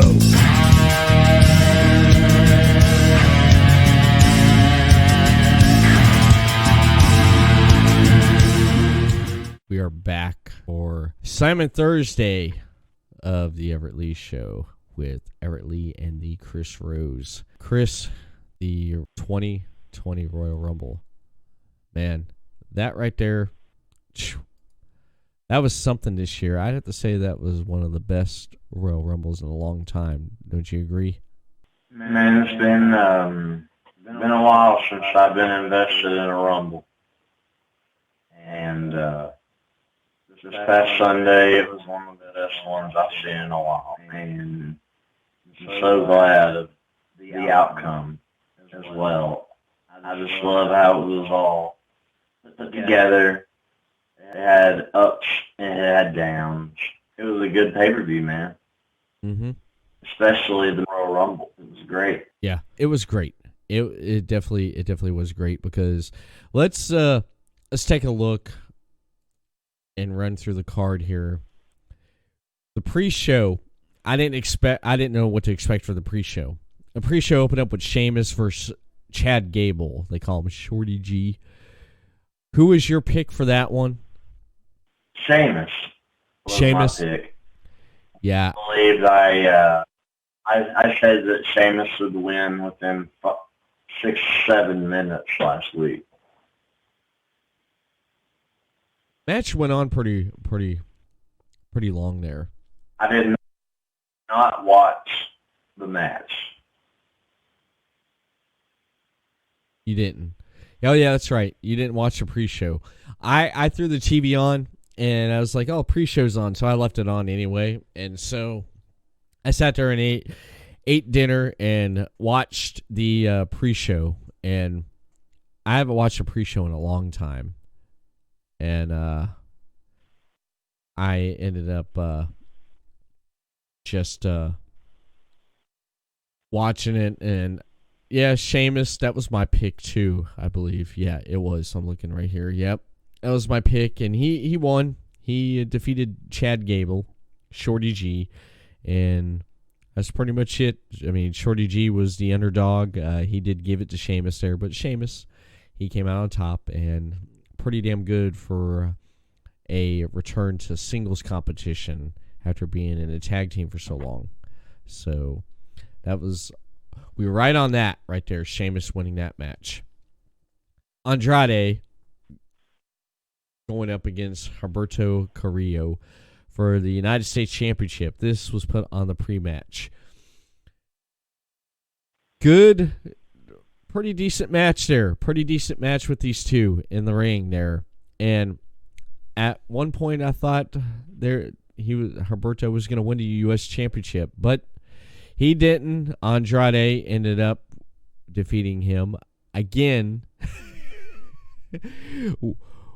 Like we talked about before, talking about NXT. Small package, 1, 2, 3. He retained his U.S. Championship against Humberto Carrillo. So, that's... Well, he did retain. He did retain, but he's also suspended now. Yeah. You heard on the following night on Raw there. I wrote him off TV. Yeah, he's suspended now. And they didn't drop the damn title. That's the thing. They didn't drop the title to Humberto because I don't think that he's ready for it yet. That's why they didn't drop it. I think Vince McMahon loves like the look of him in that sense, but I don't think he's ready to push Humberto Carrillo to the next level yet. Yeah. They should have done that with him when he first got on the scene because everybody started to click with him. But I think, we've seen this with people in the past. The crowd connects with them right away, and then WWE waits to push them when they're not in the crowd's grasp anymore. And that's just what Humberto Carrillo has become. He's become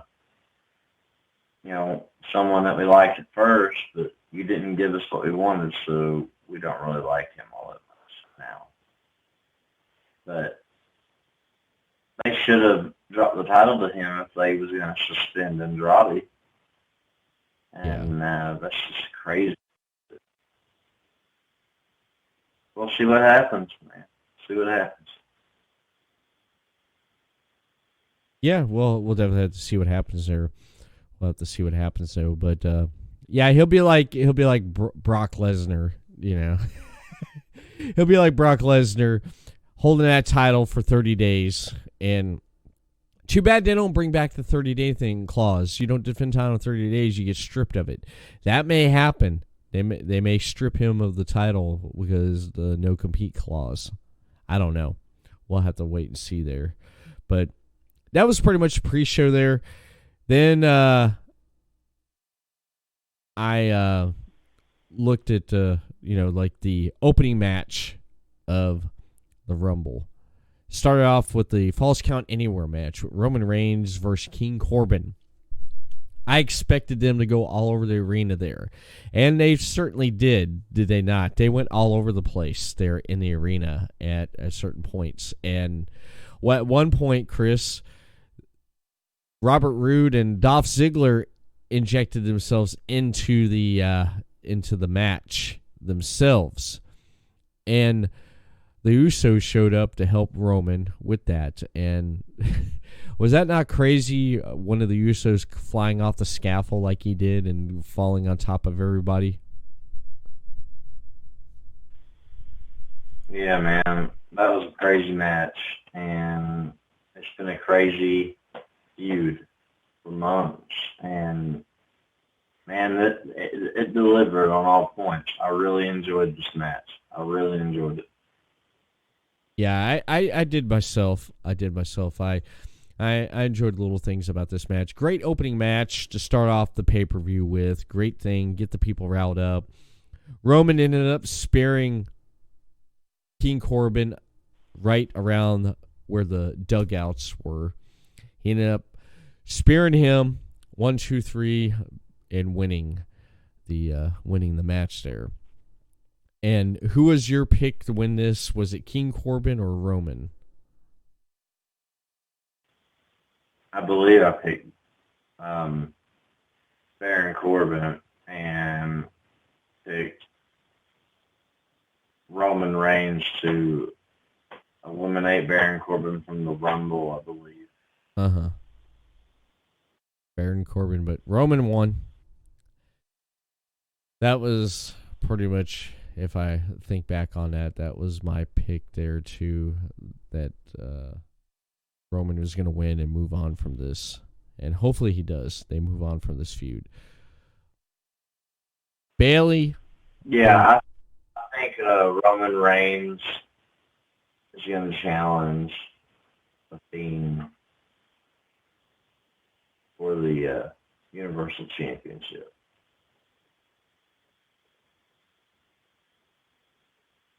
Yeah, I think that's what's going to happen. They're going to try to do it in some capacity there, because we thought Roman was going to win the Royal Rumble, which didn't happen. But we'll talk about that here in a moment here with the Royal Rumble there winner of the men's and the women's. Bayley versus Lacey Evans for the SmackDown Women's Championship. Bayley retained the championship. Did you think Lacey was going to get the championship? I did, man. I thought Lacey was going to, win the championship from Bayley. But it didn't happen, man. But I really did like the match. I thought it went really well.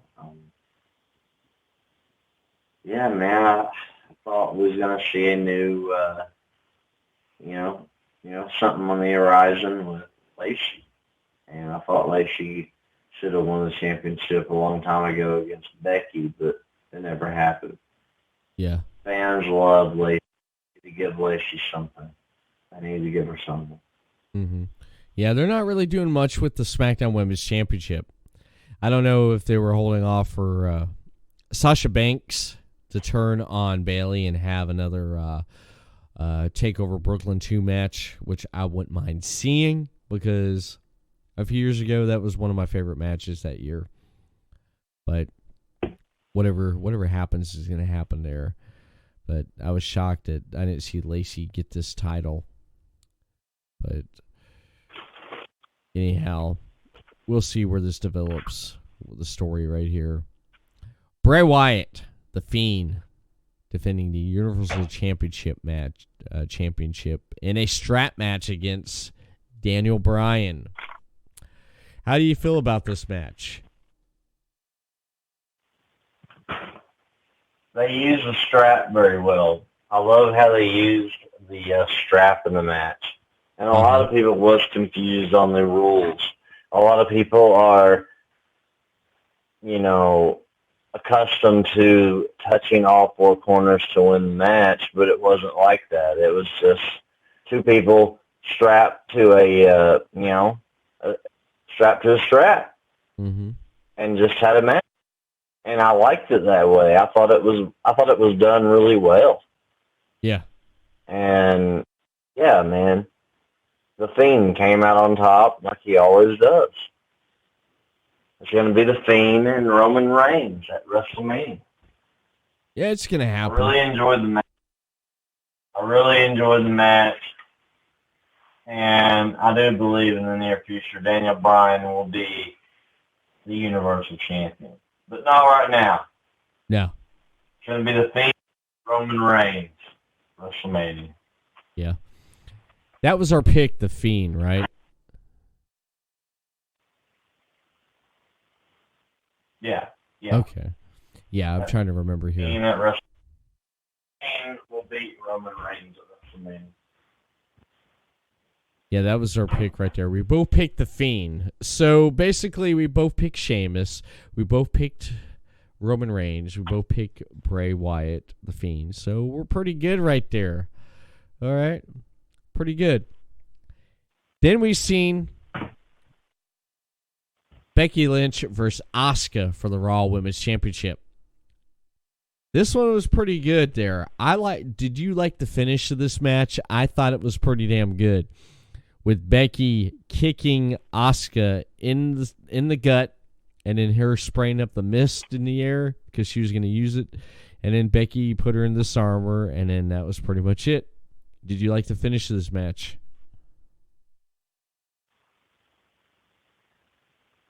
Yes, yes, yes, yes, yes. This match was really good as well. I really enjoyed what these two women did. They had us on their heels, man. It's been a really good build-up. I really like Becky Lynch and Asuka at the Royal Rumble again, because last year Asuka took the championship from her. And this year she retains. It was really good, man. I really enjoyed the match. I enjoyed it. And she finally they were building a story to this. Do you remember that? They were building the story to this with Becky Lynch not being able to beat Asuka because of that was the one thing that haunted her, and she overcame that obstacle by defeating Asuka. And I thought they did really well with that right there. Becky was my pick to win, and Becky was your pick to win too, correct? Or was it Asuka?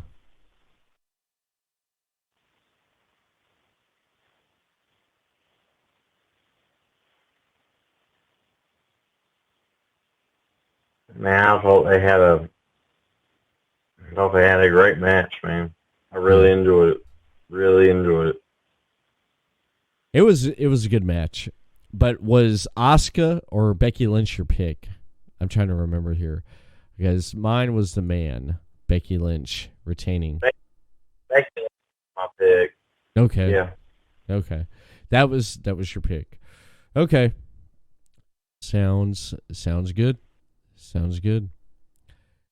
Now we're at the Women's Royal Rumble match. Okay. Your pick was Ronda Rousey. My pick was Shayna Baszler. Yeah. We were both wrong on this one, man. Yeah. We were both wrong on this one. I do want to say it was nice seeing a couple surprise entries like Mighty Molly Holly showing up, and Kelly. Yeah, that was fun to see. Mm-hmm. That was fun to see. Shayna Baszler showed up in number 30, which I thought was a great spot. Have that heel come in there. And I was like, oh, yeah, she's going to win this one. She went through there and started whipping everyone, throwing them over the ring like they were nothing. And then all of a sudden, she was left there and alone in the ring with Charlotte. And I did think, for a while there, I said to myself, yeah, she's going to win it. She is going to win it. And what happened? Freaking Charlotte Flair freaking won. Come to find out, Chris, I mean, let me ask you, what was your reaction seeing that Charlotte Flair won the Women's Royal Rumble?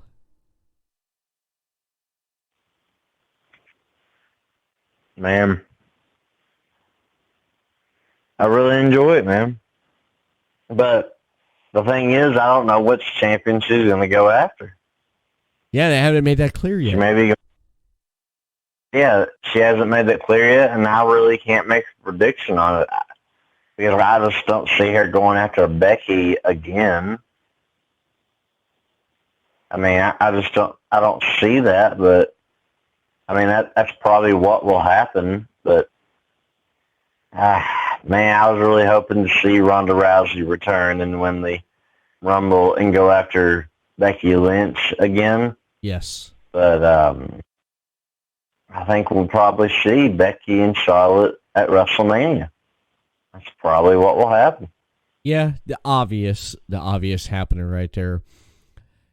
With, how am I going to put this? With Charlotte winning the Women's Royal Rumble, that was not the original plan. Shayna Baszler is supposed to win because, however, on Reddit, someone leaked photos or stage entrances of talent that was there. Victoria and Lita were supposed to be in there, and that was spoiled by people looking into the arena there and snapping pictures of them going over rehearsals with entrances. And therefore, that was spoiled right there. That was spoiled because we couldn't expect this. Right. Yeah. That got spoiled for us. That definitely did get spoiled there for us. And so they had to change plans there. Sasha Banks, you noticed Sasha Banks was absent from the Royal Rumble this year? You noticed that? Yeah, that was really surprising. Yeah, because some kind of injury or something, ankle injury. So they changed the plans on the Women's Royal Rumble, just like they did the men's here. Let's talk about the men's. Brock Lesnar entered at number 1. And did he not show some damn dominance off at the beginning of this Royal Rumble? Yeah, he did. Man, I really loved just how they did all of it, like building up Lesnar as this badass like they have for years. Man, it was great. I really enjoyed it. Brock Lesnar getting eliminated by Drew McIntyre, I popped big time because, you know, I've always been a big supporter of McIntyre. I have too.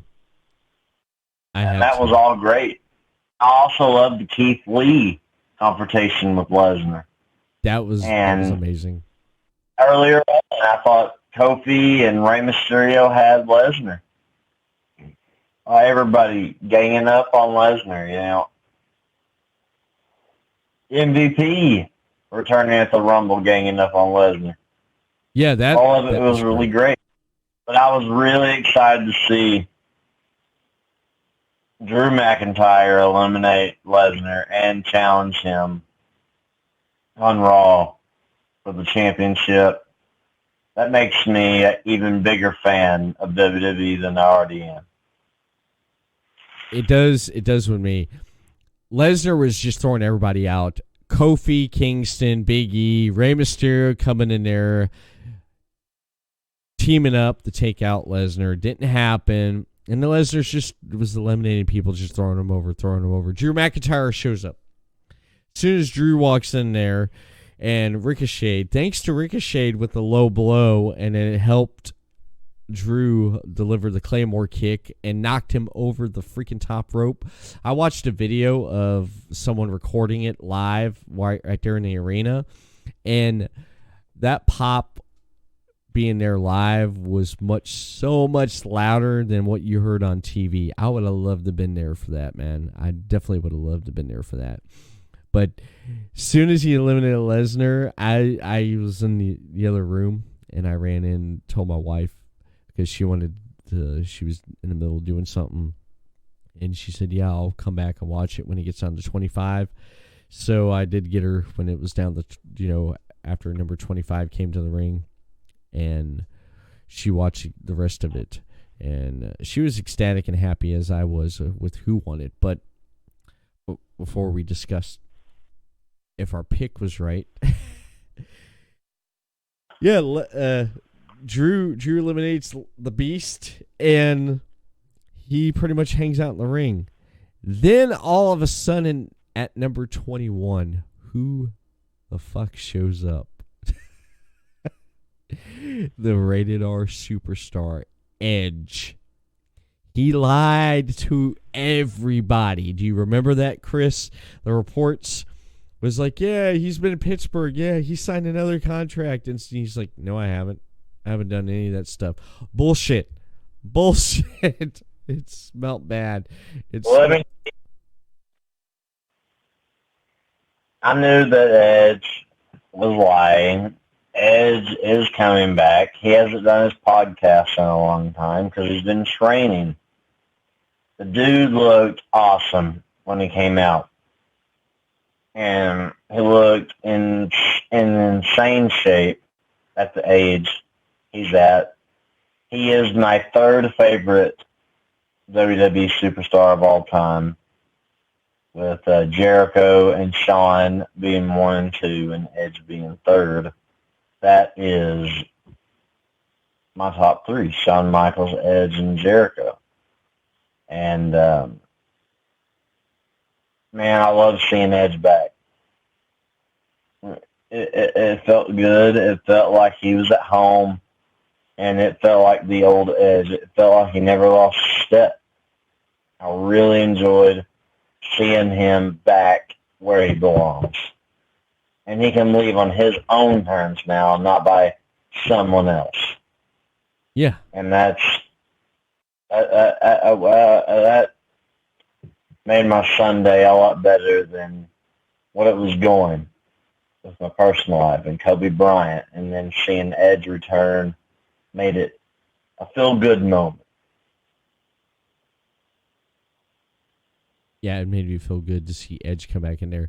Him delivering the spear, they had to shoot another angle of that because they didn't catch it when he speared Dolph Ziggler that first time, and Dolph Ziggler made a big deal about it. What the hell's Kevin Dunn doing in the production room? Hey, turn the camera this way.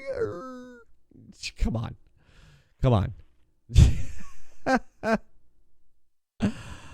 Oh man, that's just I don't know.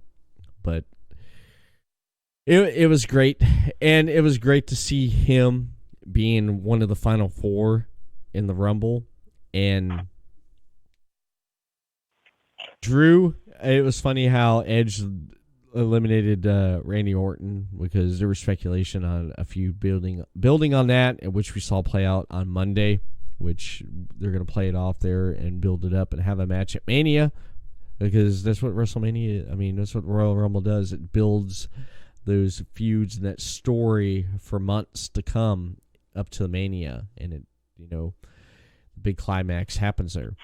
But Drew and Roman were the last two guys. I was sweating bullets. It's like, please don't give it to, please don't give it to Roman. Please don't fucking give it to him. No. And then when, he got eliminated, I almost woke up the house. I'm like, yeah, I was happy. How did you feel when you saw Drew eliminate the last guy over the ropes and he was the last guy in the ring? How did you feel, Chris? How did you feel about that? Because I loved it. I was so damn happy. It made my Sunday a whole lot better. I was really excited to see Drew get his shot. He deserves it. Drew McIntyre is one of the best in WWE right now, and I hope he defeats Brock and wins for the first time in his career the WWE Championship. I hope it happens, and I hope it's at WrestleMania. Yes, I do too. It's gonna be great. Yeah.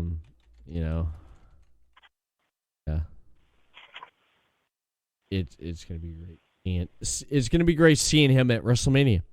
It is going up against Brock Lesnar.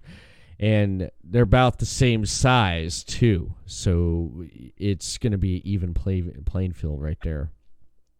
And again, originally, the plans were, Chris, they were going to have Roman win it, but they nixed it, and they decided to go with Drew. Good booking. Smart booking right there. Smart booking. On a scale of 1 to 5, what do you give this year's Rumble, Chris?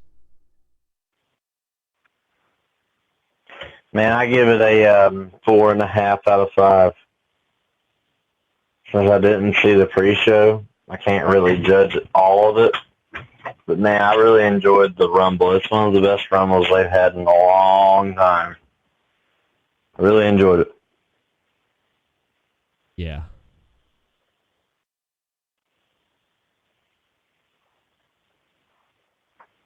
Yeah, I enjoyed this. I enjoyed every bit of this here. What happened, and I'm looking forward to seeing WrestleMania this year now. I really am. Yeah. I'm really looking forward to seeing WrestleMania this year and seeing where they're gonna go with the stories and building months where they're gonna go. Because I think we have Elimination Chamber coming up right before Mania. Right? If I'm correct.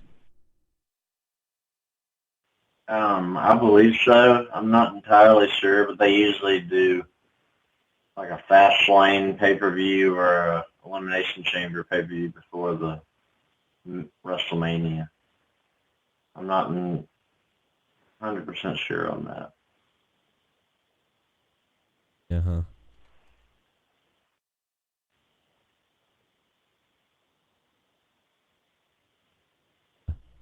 Yeah. Yeah, it's going to be great. It's going to be WrestleMania season this year. It definitely is, and I can't wait to see more of the stack card, what they're going to do. I definitely can't wait to see what they're going to do. But talking about Edge, okay, making a comeback in the 2020 Royal Rumble. Edge, rated R superstar. I don't know how much people's familiar with him. I know those who watch wrestling, of course, you're familiar with Edge, but those that are not familiar with Edge, let me enlighten you here about the rated R superstar Edge. His real name's Adam Copeland, and he's from Canada, and he's about 47. This is off what I'm getting off of Wiki, but let me go ahead and mention that he's had a hell of a career. He's had a hell of a career, wrestling career, from when he debuted in WWE in 97 until 2011 when he was forced to retire because of his neck. But let's look at his career in wrestling here, because when he started out, I'm trying to pull this up here. I had it right here. It was much easier to look up on the phone, but I don't really like looking at phone because it's much easier right here on a computer to pull up stuff because it's like bam right there. Let's see. He debuted in 1996 with WWE. What's that?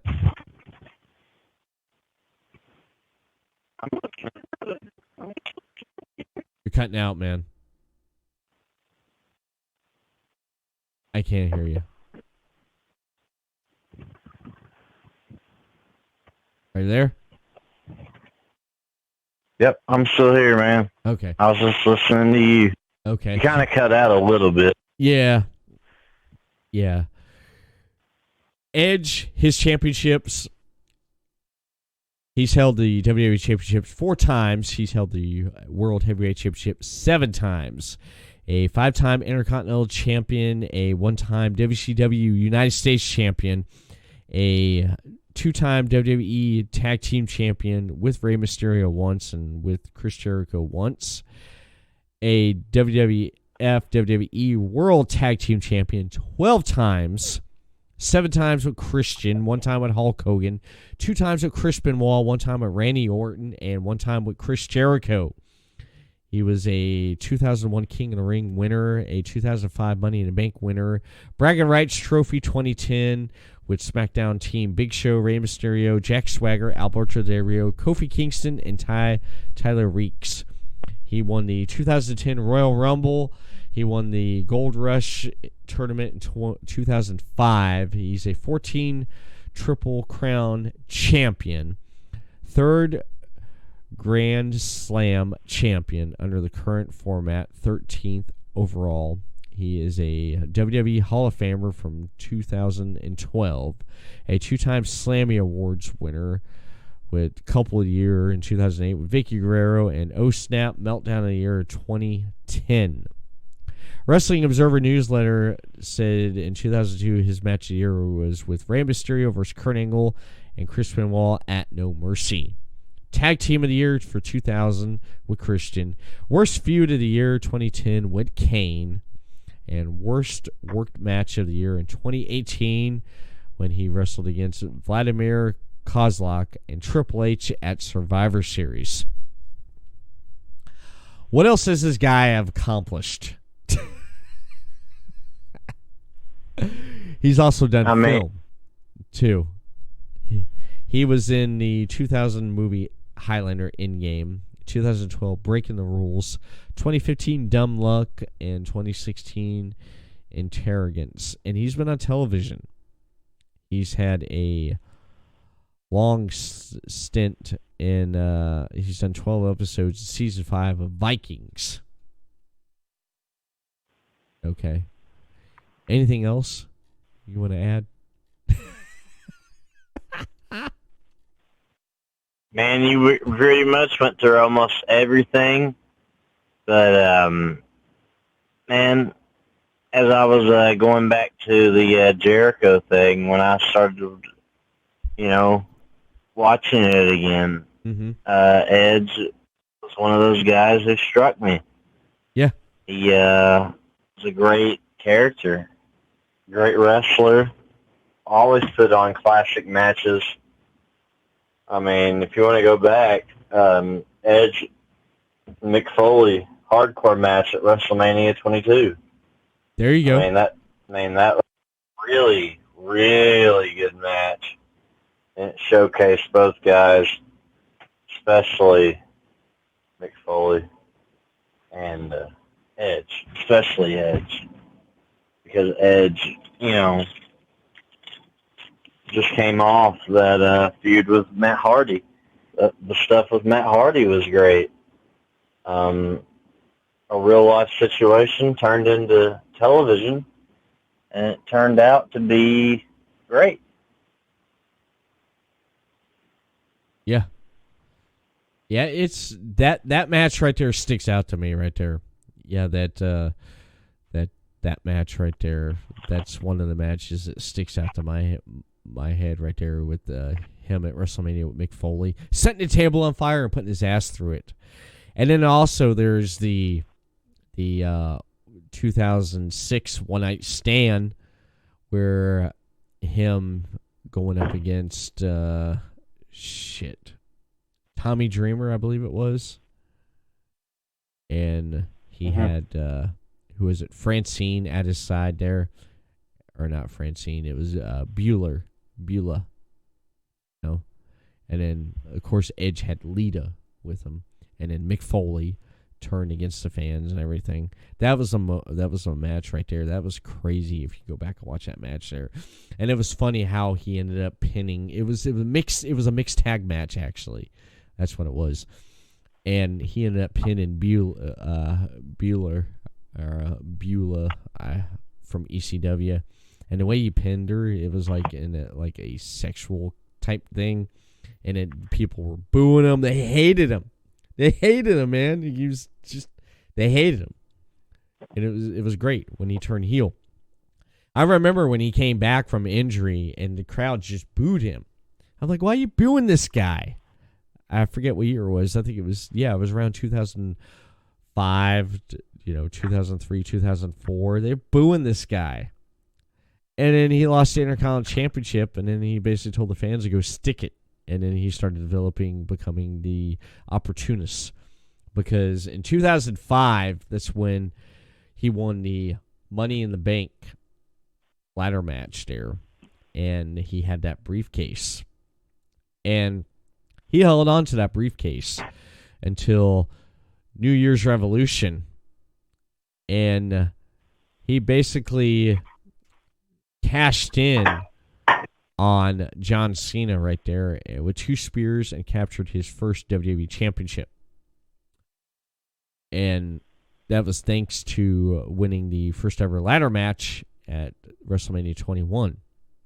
And for that whole time there, he held on to that, and you didn't know when he was going to cash in. and then he cashed in at the New Year's Revolution. And then the following night, he had, to me, and still to this day, Chris, is one of the highest rated segments on Raw. One of the highest ratings was the live sex with his then girlfriend Lita. You remember that? Yeah, that was a crazy segment on Raw. Very innovative. I didn't watch wrestling at the time, but I went back and watched that segment, and it was really crazy, really different, and having Ric Flair interrupt it was gold. Yeah, man. Edge, I mean, no wonder he went into the Hall of Fame after he, got his career ended by an injury. But, now he's back. He's back from all that, and I'm ready to see what he does in the near future. I am. Definitely am looking forward to see what he does. Two things I looked up this yesterday. When I'm looking back at Edge, thinking, I said to myself, what are the two things that for you? Edge, he has a career-defining moment in his career. He can pull that out and let you know what it is. To me, was when he won that Money in the Bank and he cashed in on John Cena. I remember watching that. Like it was like yesterday. And saying to myself, Edge just won the WWE Championship. Are you freaking kidding me? This guy just won the championship. He cashed in and won the championship. It just hit me like that. And then the night before having the highest rated segment.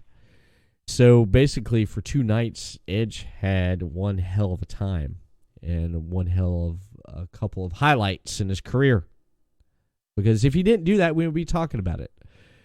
And the second thing that comes to mind was him putting the World Heavyweight Championship on the line against the dead man Undertaker at WrestleMania 24. Undertaker, man, he was giving it, and also Edge was giving it there too, because at one point it left my mind from the fact that who's going to win this match? Because I already know who won, but not seen it in a long time and sitting there watching it, I said to myself, Edge is going to win this. Edge is going to break the streak, which didn't happen. But yeah, that's one of the matches I have in my notes that I really enjoyed was WrestleMania 24. Edge and The Undertaker always had good chemistry together. Yes. And their whole rivalry, Edge and Undertaker went together at TLC as well as just the Undertaker's retirement match. And as we all know, future tells us from that moment it wasn't to be true.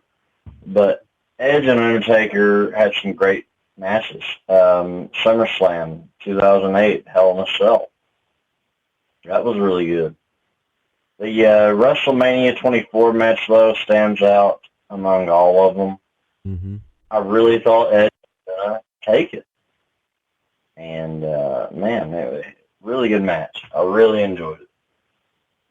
Yeah, that match sticked out in my head, so I went back and watched it. And then him winning the Money in the Bank and cashing in on John Cena at New Year's Revolution.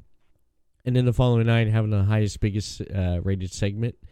Those right there, that's what sticks out in my mind about Edge. And one other thing that sticks out in my head was the night after WrestleMania where he came to Monday Night Raw and he had to retire because of his neck injury. That right there hurt, and it hit me because I still felt this guy still had a lot more years in his life to continue on and have great matches with great talent at that time. But he never did get that because it took him 9 years to come back, and we could see a lot of great matches in the future with this man because look who's in the company right now. You got AJ Styles, Seth Rollins, Samoa Joe. Throw another name out here. Help me here, Chris. Who'd you like to see Edge go against? I named a couple right Oh, there. and this Seth Rollins, Kevin Owens, Samoa Joe, Daniel Bryan. I mean, there's a whole lot of talent Edge can go against, and I'm ready to see Edge, contend for a WWE championship. I think it'll happen. I think so. I think it's going to happen. It will. He signed a 3-year deal with the company, and they're not going to have him come out and job for everyone, I mean, he's going to win some matches here and here, but he's not going to be just come back just to put over young talent. They're going to at least do something with him, and I believe that he will go out at WrestleMania on his own terms and walk away and not have to force to retire because his body told him to. I believe that's going to happen. So we both agree, WrestleMania 24, him having his match against The Undertaker, that's the highlight of what we think of Edge to us. That's the highlight of Edge's career right there, having that match right there. And WrestleMania 24. I agree with you. We both agree on that, which I think is awesome. I think it's awesome. But Edge, there's a lot more to come. Yeah, the match with The Undertaker at WrestleMania was great, man. It's phenomenal. It was very fun to watch. Mm-hmm. Yeah. Edge has some great moments against John Cena as well. Him and John Cena. TLC match at Unforgiven 06. The attitude adjustment through 2 tables. That was a crazy match. Yeah, it was. It definitely was. That was a crazy moment, but I'm looking forward to see what the future brings with Edge, the Rated R Superstar. What kind of persona, what kind of spin, and what kind of twist he's going to do on it. Is he still going to keep it like it was? Right? Is he going to pick up from 2011 and keep rolling with what he has, or is he going to? Do you think he's going to modify it in the next 3 years as he goes along? I think, man, he's going to continue with the Rated R Superstar. He's going to be that same guy, but he's older now, and I like how he has his look with the grayish beard. And I love this promo saying that he has grit, and that's not what any other WWE superstar has now, is grit. And he reminds me of a Western-style character when he says grit, and I really enjoy that. He's like a Western Canadian, you know what I mean? I love it, dude. I love the veteran. I love all that he does. And I'm ready to see what him and Randy Orton do at WrestleMania. Yeah, I am too. I'm definitely looking forward to seeing, what's going to happen with the Rated R Superstar. But yeah, I like this Edge, the look.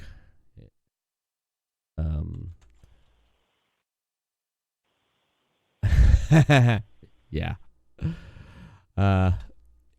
Yeah, I love this look, and I'm looking forward to seeing where he goes with it in the next 3 years.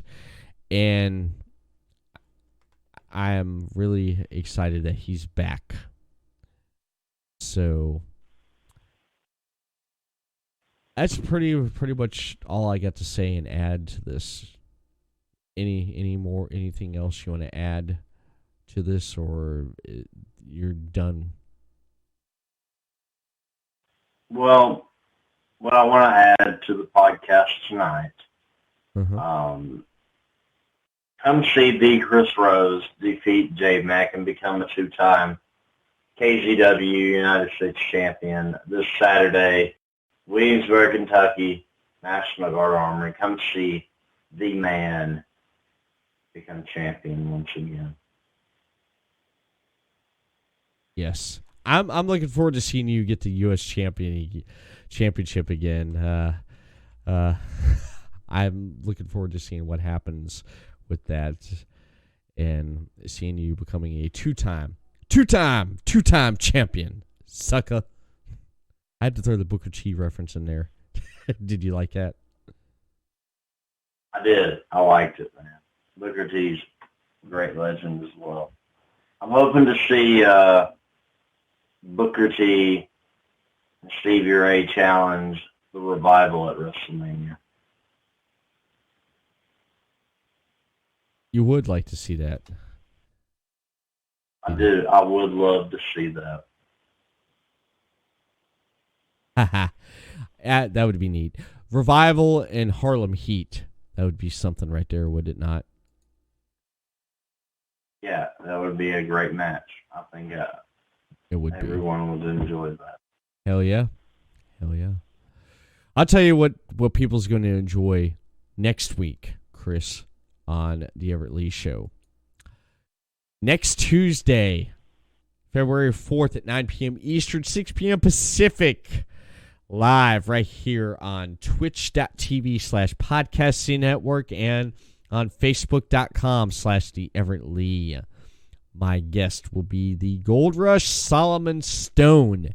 He will be returning on the podcast.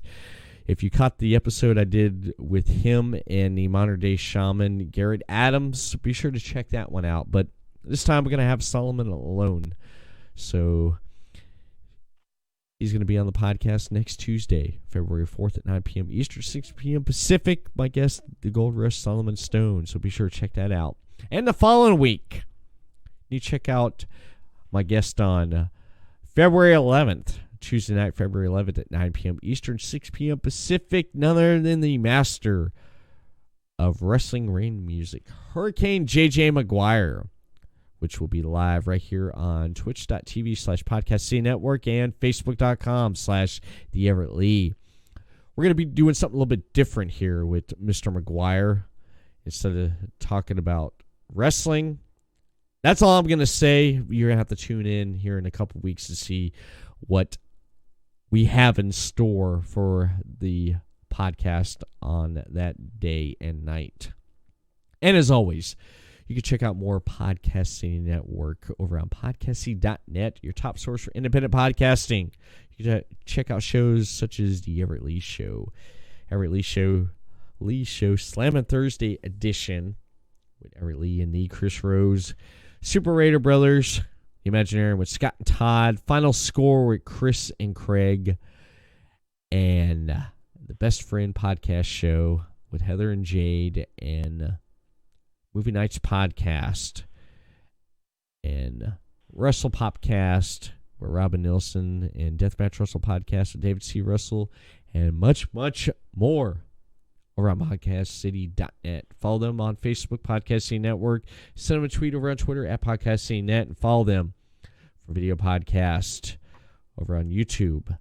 Subscribe to that channel, Podcast City Network, and right here on twitch.tv/podcasting network. Follow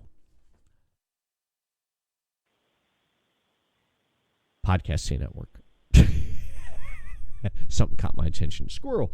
Okay. Everett Lee Show. You can follow them over on Facebook. Yeah, you can follow them. You can follow me over on Facebook, Everett Lee Show. Everett Lee Show on Facebook. Give that thumbs up. Send me a tweet over on Twitter at the Everett Lee. Follow me on Instagram, Everett Lee Show, and audio portion of this podcast and previous release podcasts. Please follow at the following Everett Lee Show over on YouTube. Stitcher Radio.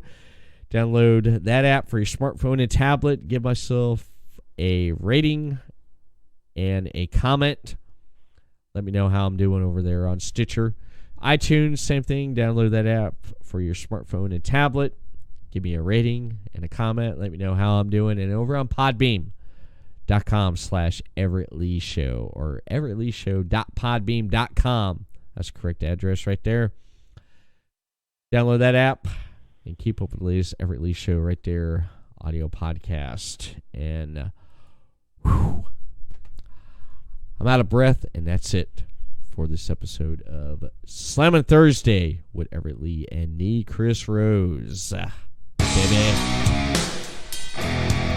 Everyone, have a good night, and we'll see you again next week for their episode of Slammin' Thursday edition of their Everett Lee Show. Have a good night, and we'll see you again. Peace.